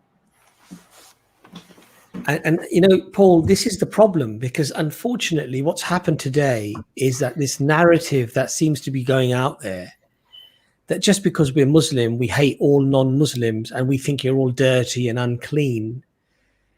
It is simply is not the case. Like Hamza just said, Hamza's father is not Muslim. His father invites him round to dinner. They go and have dinner together and stuff. I'm not so why does it say in the Quran be harsh? Be harsh with unbelievers then? Well, read you the Quran. Why are you commanded to be harsh with unbelievers? Okay, Paul. You quote in the Quran now, yes? Can you give me the context? There is no context, is there? Oh, there's no context. So when it comes to the Quran, we have no context. But when you quote the Bible, we have to find usually context. You don't have any context. Why don't we have context? These commands are just stand there isolated. Why? Who told you that? Who told you that? I have to get to the bottom of who's been feeding you. Who told you that the commands are isolated? Well, I've read them for myself. But we know we've both agreed you haven't read the Quran. I have read it. You haven't, Paul. You may have looked at verses. You haven't read it. No way. I'm telling you, Paul, because I asked you a very simple question. Tell me one good thing that the Quran teaches, and you couldn't give me one. That tells me you haven't read the Quran. Well, there's obvious things in it. Now, I want to ask you another question now, and this is an easier question. Tell me one bad thing it teaches. Well, all these fighting commands are bad. No. Tell me the bad thing it teaches. Tell me. Tell me the verse and tell me what you think is bad. Well, like I said, all these commands to fight. There's about 50 commands to fight people. Right. So you right. Okay. So and you're talking about context. No context. Okay. No. The Quran is clear. Who are they fighting against? And in this verse, doesn't say so, does it? Yes, it does. It does. It just does. First thing is, you know how it starts. Listen to this, Paul. You ready? Now, If you're an Israeli supporter, you're going to love this one, yeah? Fight those who fight you. Who? Fight who? Those who fight you. Are you saying that people don't have a right to defend themselves? Do people have a right to defend themselves, Paul? Well, you're just picking one command, are you? Paul, do people have a right to defend themselves? Of course they do, yes. They do, okay. Yeah. So when someone says fight those who fight you, what are they doing, Paul? What about when it says fight the people of the book then? When you fight those who, where does it say fight the people of the book? Until they pay the jizya or something like that. It doesn't say that. Listen, Paul, listen to the words. When it says fight those who fight you, what is that? Well, that's obvious. That's obvious. That shows me how stupid the Quran is. No, when the Quran says fight those who fight you, commanding somebody to do this obvious, you know. Paul, when it says fight those who fight you, what you got? 1 second, Abbas. What does it who mean? needs to be told that they're allowed to fight those? Allahu Akbar. Anyway. Do you know what it is, Paul? Shall I tell you? Shall I school you and educate you? You don't have to teach the Arabs how to fight. They've been fighting for years, millennia. Okay, what you have to teach them is patience. And what this verse was, it was permission after 13 years to now take back what was taken from them. It was permission to fight. So the idea that, you're right, it's common sense. Defend yourself. Self-defense is, you don't need to tell someone to defend themselves. But the Muslims were prohibited from this. For 13 years, they couldn't retaliate. And then the permission came in that verse you're quoting, and that's the context it came in to with regards to a specific set of people, because the verses talk about who it's referring to, yeah, as to why self-defense was now permitted, yeah. This was the time after 13 years, the Muslims were finally allowed to fight, yeah. So this is what it is, and you just agreed. Fighting those who fight you is called what? Go on, say it loud, say it proud. Self-defense. And you admit self-defense is the right of everybody. Would you agree? I agree, yeah. So therefore, you agree with what the Quran is teaching there. So I'm going to ask another question now. Tell me something bad the Quran teaches. Because you agree with that.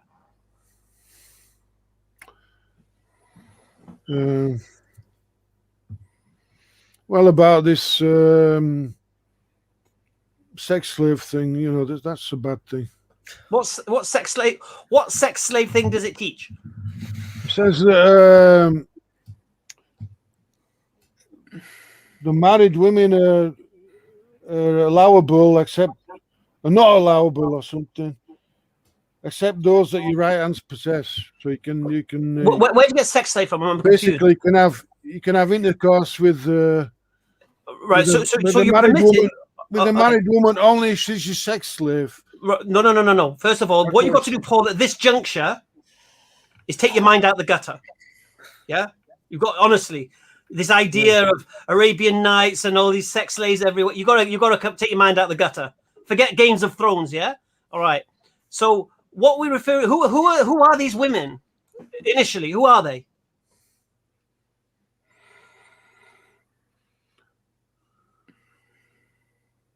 I don't know. Right, you don't know. So these are the women of when two armies fight and the women and children are left over. In Islam, the Muslim had a responsibility to take care of those people whose protectors were killed. So these women would come into the households and they had the rights of the wife in the sense of what they ate, what they clothed, where they stayed. You've got to take the Arabian Nights out of your mind. And I'm going to say it again, take your mind out the gutter. Because you tell me anywhere in Islam it says have sex slaves. Anywhere. That's what your right hands possess. So what are you talking about now? You're just denying, in Islam, you can't denying your own text. People. Huh? You're just denying your own sacred text now. No, I'm not. What your right hands possess. Where does it say you can have sex slaves? Who you have says, the right to have what your right hands possess. Who says right hand possess means sex slaves? I've not read that in any work I've ever read in Islam. Where do you get that from? Oh, come on, don't be naive. Don't pretend to be. Whoa. Us not be naive. You're making the claim. You got to defend it. You made the claim. So where does it say what your right hand possess means sex slave?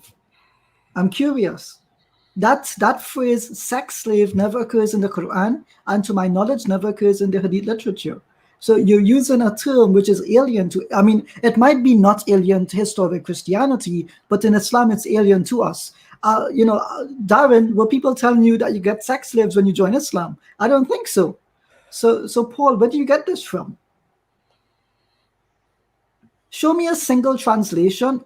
It could be by a non-Muslim that says Quran Surah 4, it's just a euphemism. It's a euphemism, so we all know, everybody knows what it means. Who's everybody? No.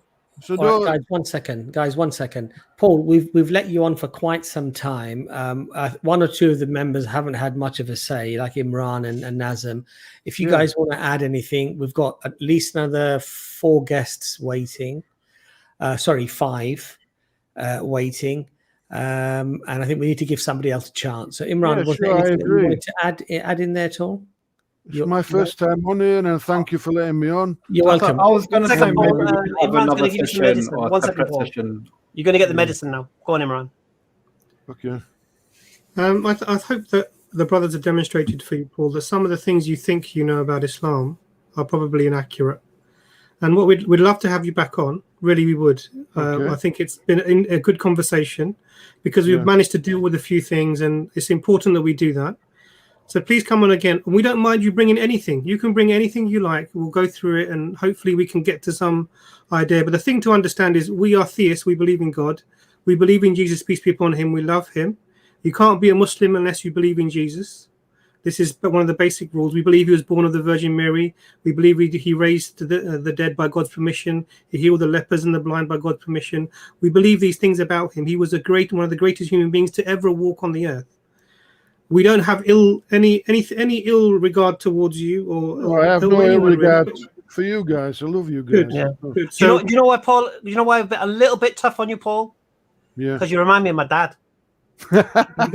You even look like him, and you've got the same mannerism. And I couldn't say this to my dad because he used to change my nappies. Do you get me? And I'd love to say it to them because honestly. So please do come on again. We definitely want you to come back. Yeah, please do. Yeah, All right. and you'll be welcome. So if we see your name in there, Paul, we'll prioritize you. Okay. Are you Paul Brill or somebody else? No, I'm not just. All right, there's another guy. No worries, Paul. I look forward to speaking to you again, man. Like I said, God bless you all. Anyway. you remind me of my dad, man. Honestly. Take care. Stay safe. Stay blessed. Ta-da. Bye. I'm not joking.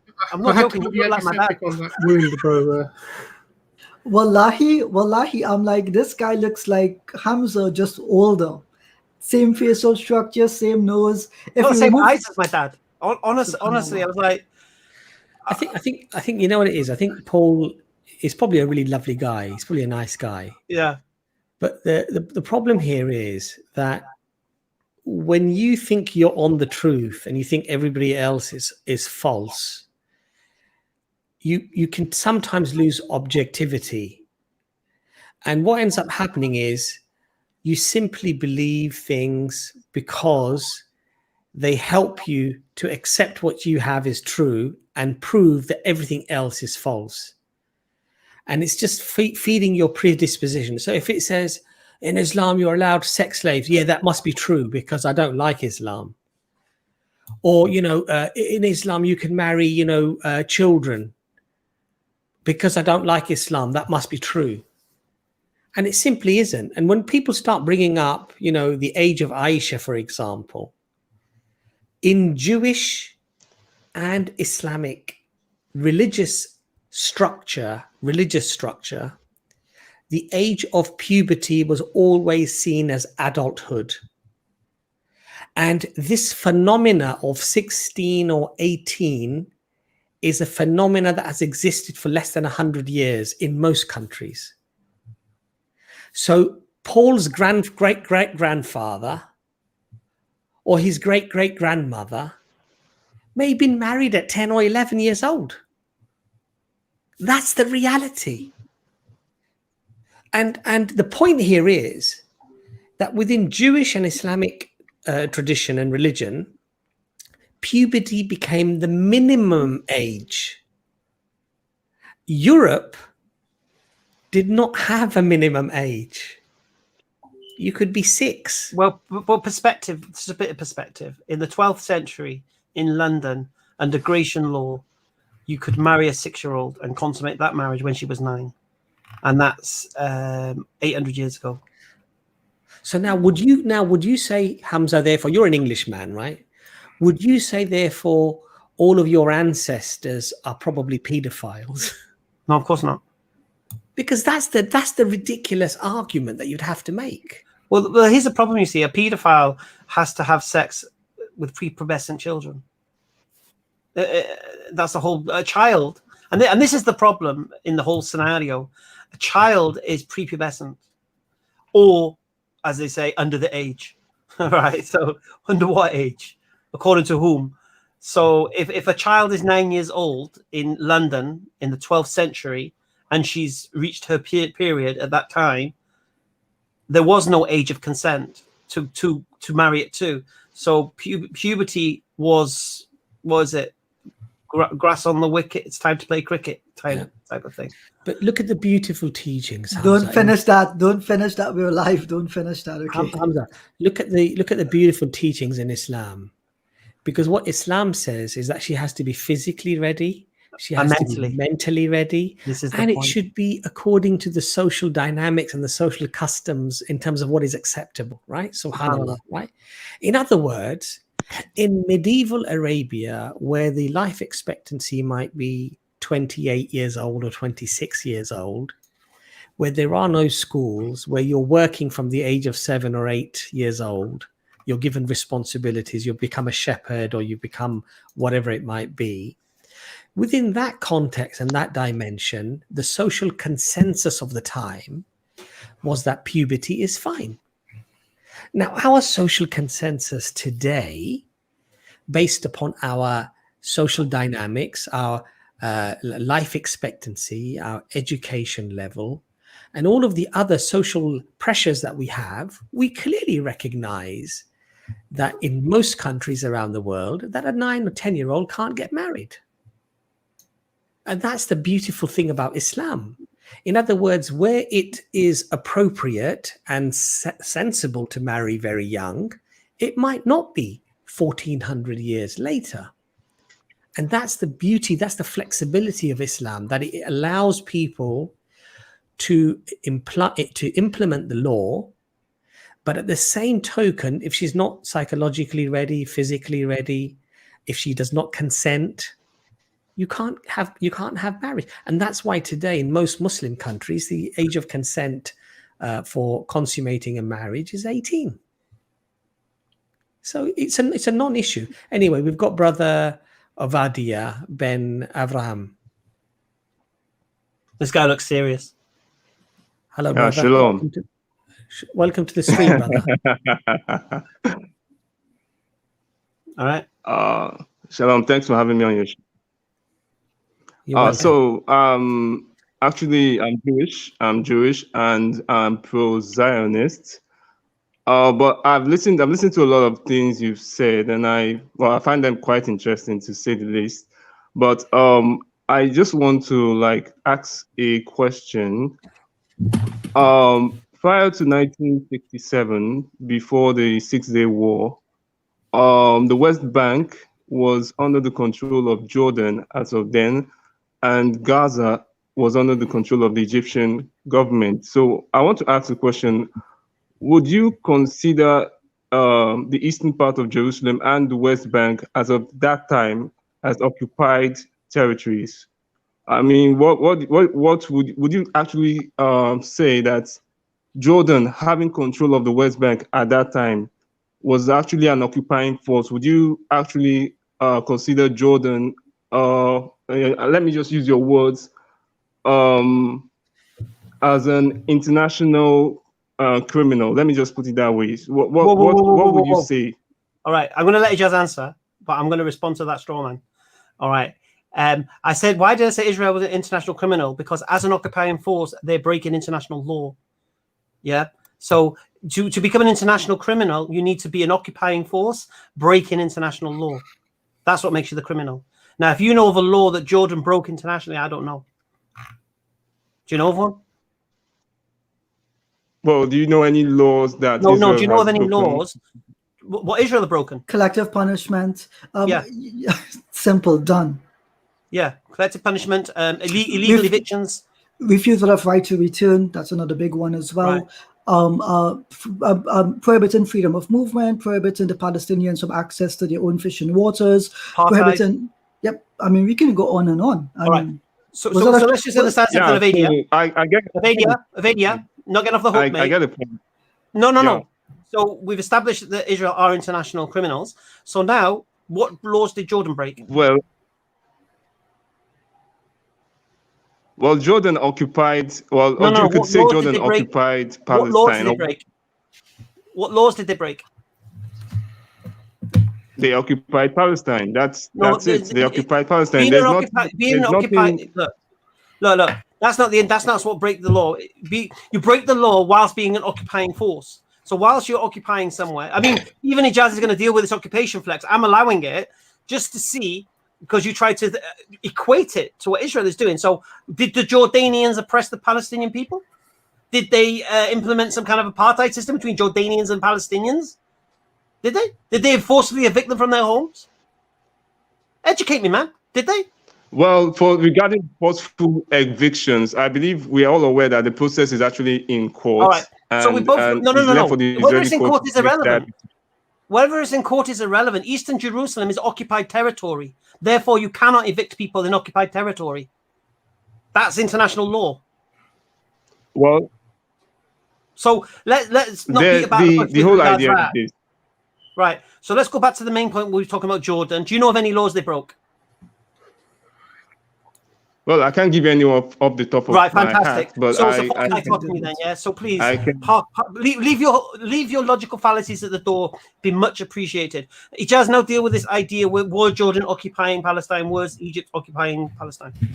So basically, the problem you have here is that the Palestinians didn't consider the Jordanians to be an occupying power because the Palestinians were disenfranchised. In other words, they were left stateless because they were forcefully evicted from their state. They, in essence, became refugees in absentia. And so under this basis, there's a really bad echo. Is anyone else hearing that, or is it just me? Just you, mate. Okay, so I guess it's Hamza's fault. So in any case, the point is this. The Palestinians did not consider the Jordanians to be an occupying power because the Palestinians were left in, they were forcefully evicted from their homes, and they sought refuge among the Egyptians and the Transjordanians. And it just so happened that I think after the British mandate, that territory was given to Transjordan and was then subsequently lost in 1967. So on this basis, the Palestinians have never considered the Jordanians to be rivals or considered them to be an occupying power. Their problem has always been with being forcefully evicted from their rightful territories in in Jerusalem and in the rest of Roman Palestine at that point in time. So yeah, there was an echo. What do you mean you didn't hear an echo, Hamza? Didn't hear an echo? All right, so did you get that point over there? Over there, you're muted, by the way, over there. You're muted. Over there, Ben Avram, you're muted. Can you guys try to unmute him, or like, is it on his end of? There he goes. I want us to like establish a baseline. There's this baseline I want us to establish the fact that the question I just really want to know is, would you consider the eastern part of Jerusalem, the Gaza Strip, and the West Bank prior to 1967 as occupied territories? Avadia, you just ignored everything you just said. No, I just want to understand, because I'm not against Palestinian self-determination. What did Ijaz just say to you? You have this perception that probably. What did Ijaz just respond to you? Did you listen? I don't think he did. You have this really pressing question. You come with a false dichotomy initially, And then when Ijaz gives you a beautiful breakdown of what was happening in the Jordanian, with the Jordanians and the Egyptians, and then just repeat the question like you didn't say anything. It's bizarre. I don't hear him. I don't hear him. Okay, so Okay, the point. so- The point is this. The point is this. We all agree. Like I've listened a lot to the show during the past couple of hours, and I've heard a lot of Israel bashing, a lot of anti-Zionism. Let me say that, and I don't think you guys are actually being fair to Israel. And I agree that maybe there are some areas that Israel has got it wrong. Yes, I admit that probably. Avadia, are Israel breaking international law? Are they breaking international law? Well, if Israel is a sovereign state, and where breaking international law is going to sovereign states are subject to international law, my friend. Avadia, breaking international law is necessary to guarantee Israel's security. Well, I don't see anything wrong in that. This is pathetic. Is Iran a sovereign state? Well, you're Avadia, is Iran a sovereign state? Security. Is we Iran have a sovereign state? Hamas is firing rockets at civilians. You're completely ignoring that fact. I'm not interested in your Zionist rhetoric. Right now, Avadia, we're establishing principles here. Is Iran a sovereign nation? Sorry, I didn't get your question. Could you repeat that, please? Okay. Is Iran a sovereign nation? Iran is a sovereign nation, yes. Right. Is Iran subject to international law? Yes, they are subject to international law. Okay. Is Israel a sovereign nation? Where it does not. Is Israel a sovereign nation? Is Israel a sovereign nation? Yes, Israel is a sovereign nation. Is Israel subject to international law? Yes, it is. Right. Is it currently breaking international law? Yes. So is it currently an international criminal? It will depend on the reason why they are breaking international law. Well, sorry. Are you going to pick and choose which international law should stand and which doesn't? Now, do you accept international law? Everything Israel does. No, look. Everything Israel does, it does currently for security. It's all about breaking international law. Avadia, are they breaking international law? You said yes. Does that make them international criminals? The answer is yes. It isn't a trick question. It isn't an opinionated question. It isn't based on your whims and desires and your affiliations and which scarf you're wearing, whether you're Palestinian or Jewish or whomever. The reality of the situation is yes. They are breaking international law. They are committing war crimes. Standard. And the world stands by and allows it. And you support them. Bye-bye. It's disastrous, man. It's disastrous and disgusting. What would you say, Imran?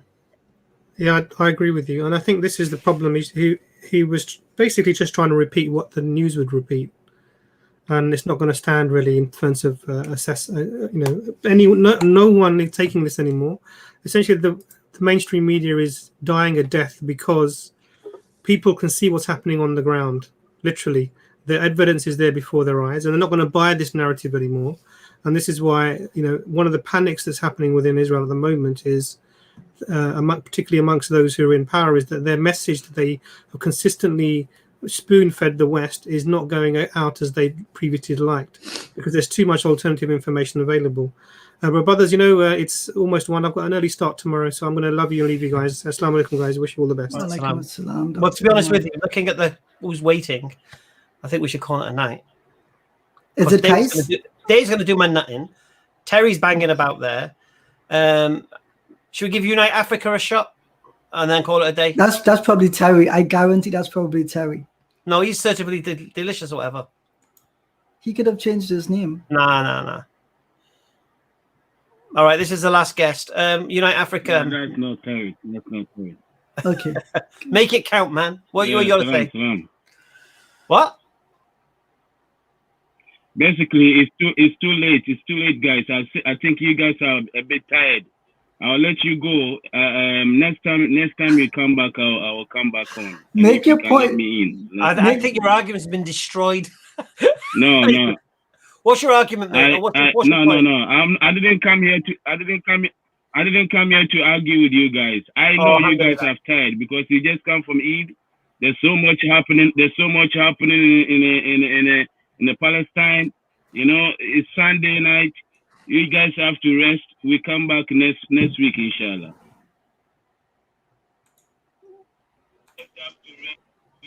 No, Dave. I guess we're doing Dave. Dave, you have to be quick. Ask the question. Oh, Dave can't be quick, man. I'll be very quick. Oh God, not this guy. I told you, Dave. Story time. Let him ask his question. Come on. The timing of what's occurring in Israel is perfect. The formation of that state is following a very old program. And my remit has always been to devise ways to stop people attacking each other for the sakes of books that were created. Now, I've been doing a lot of study into the Quran and the Hadith, and there are many questions that I've got. But the most important thing that I've witnessed today are people parading through London calling for the rape and the murder of Jews. And Shut up, is, Dave. you know. Shut up, Dave. Shut up, Dave. I ain't taking that. You're muted, Ijaz. Yeah, that is a video which is circulating, but as media reports have indicated, the audio behind it cannot be verified. So I would prefer at this point for us not Rape to and engage in murder of rumor. Jews. 50,000 people.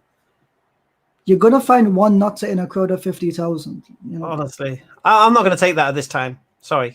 Is there anyone else? Is there anyone in the lineup, or shall we? No, get some call it a rest? day, man. No, Honestly, on that note.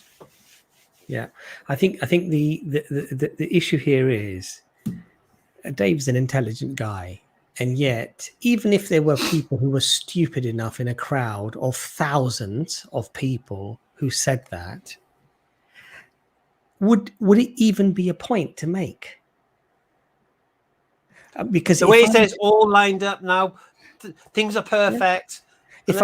If I were to repeat some of the things that Israeli politicians have said, or some Israelis have said about the Palestinians, that they're not even, and a rabbi said that they're not even human, and so if you kill them, it doesn't even They're matter. like snakes, and they breed, Yeah. and you'll kill them.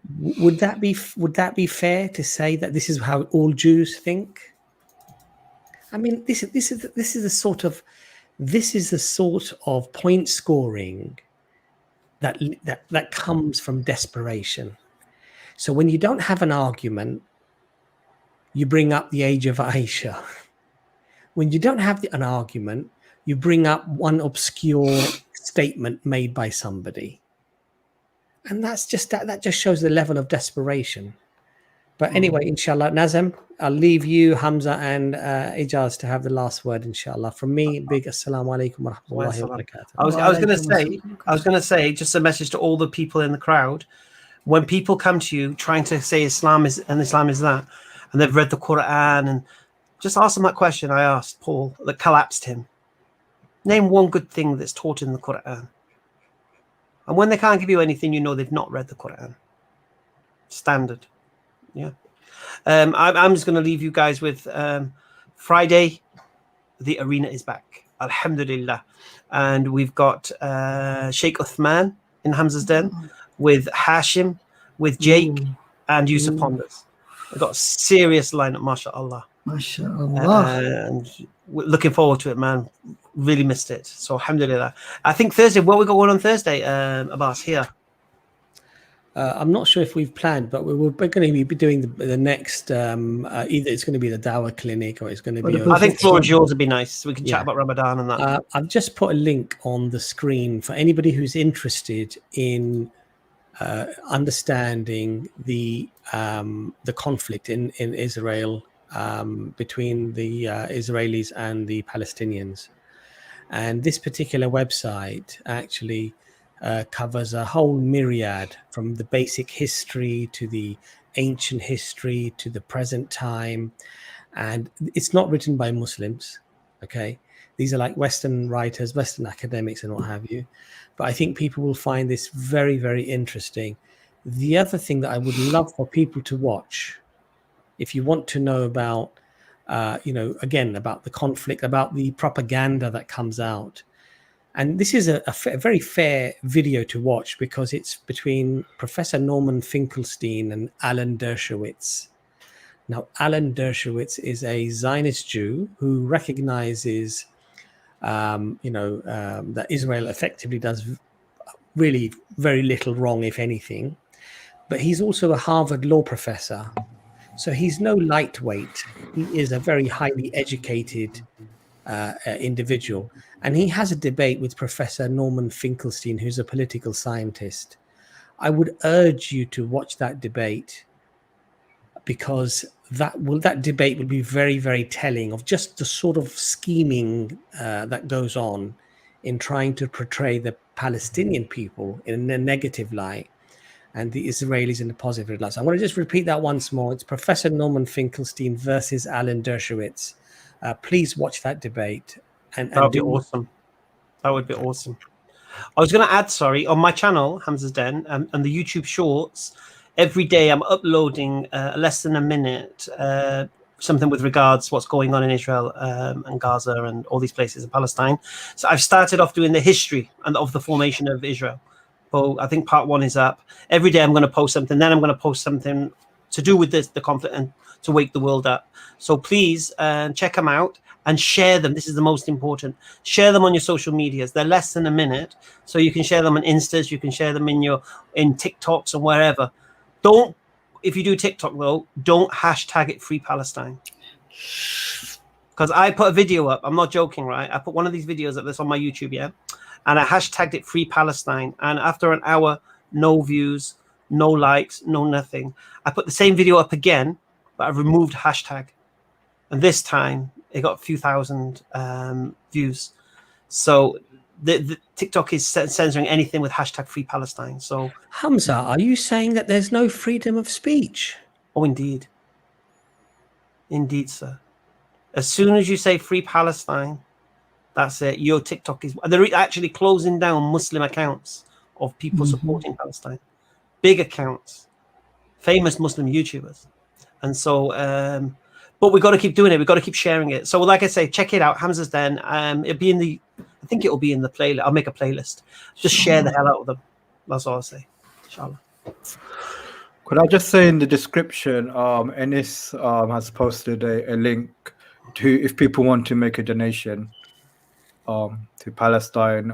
It's Ummah Welfare Trust, but also just any other charity as well that people think is trustworthy, they can donate to as well. So actually, Jazakallah khair, Nazam. Jazakallah khair for that, because mashallah, near the end of Ramadan, we did a fundraiser for Gaza with mashallah, the giants, alhamdulillah, in charity work, Ummah Welfare Trust. And they very kindly allowed us to join them. And subhanallah, with all the generosity of the brothers and sisters, mashallah, Allah subhanahu wa ta'ala inspired you brothers and sisters to raise more than £200,000 in total, mashallah. So that's an extraordinary, mashallah, amount of money. We raised around 120 on the stream, 120, 130. But since then, mashallah, people have been donating, and I think it's reached 180, 190, just short of, I think, of a... Allahu Akbar. Allahu Akbar, alhamdulillah. So brothers, Nazam, thank you so much for reminding the brothers and sisters. You can still donate to that. Mashallah, this charity, Ummah Welfare Trust, have 100% donation policy.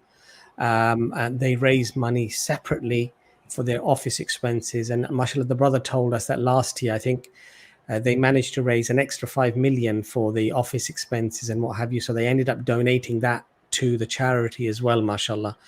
So it's a very, very good charity, mashallah, to donate to. So I would really urge my brothers and sisters to donate a little bit more if you can.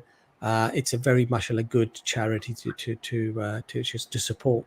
Mashallah, last year they managed to raise £45 million for charities around the world.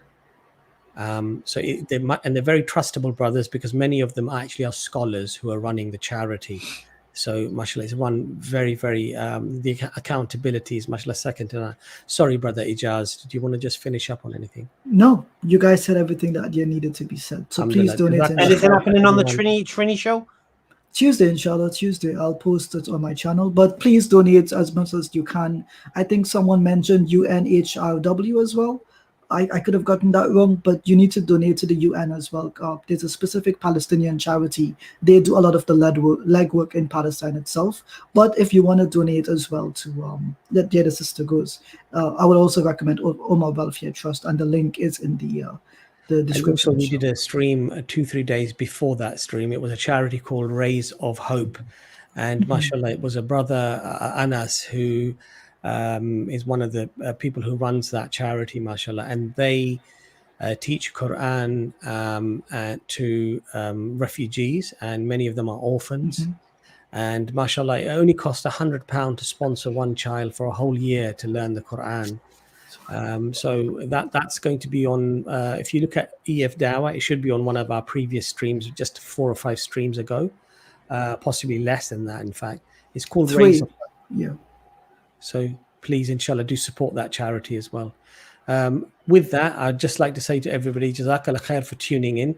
This issue can be a little bit, at times, passionate, let's say, but we stand by what we believe when it comes to justice and fairness. And we don't care if it's a Muslim doing it to a Jew, or a Christian doing it to a Jew, or a Muslim doing it to a Christian, or vice versa.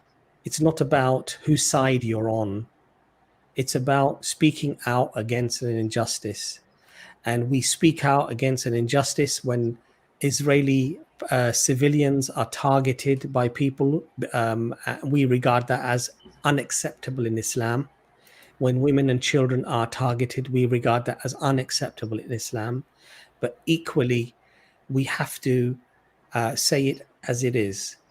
And when you have Mike Tyson in a ring with a 3-year-old, you can't have a balanced approach. You have to describe the issue within those dynamics, because those are the dynamics that exist. So if we offended anybody, that was not our intention to do so, but we need to speak out, and we need to prevent such atrocities from being committed in the future, because this is what it means to have humanity for your fellow brothers and sisters, regardless of what religion they are. And I will just leave you with one thing. The Prophet Muhammad, peace be upon him, said, "You are not a true believer until you love for your brother what you love for yourself." Now, many scholars in Islam have said this is not your brother in Islam, but this is your brother in humanity. And so this is what we believe, and this is what we fight for. This is what we support. And this is what we are, inshallah, encouraging all of our brothers, whether they be Christians and Jews, to adhere to these teachings. Assalamu alaikum wa rahmatullahi wa barakatuhu. Wa alaikum assalam.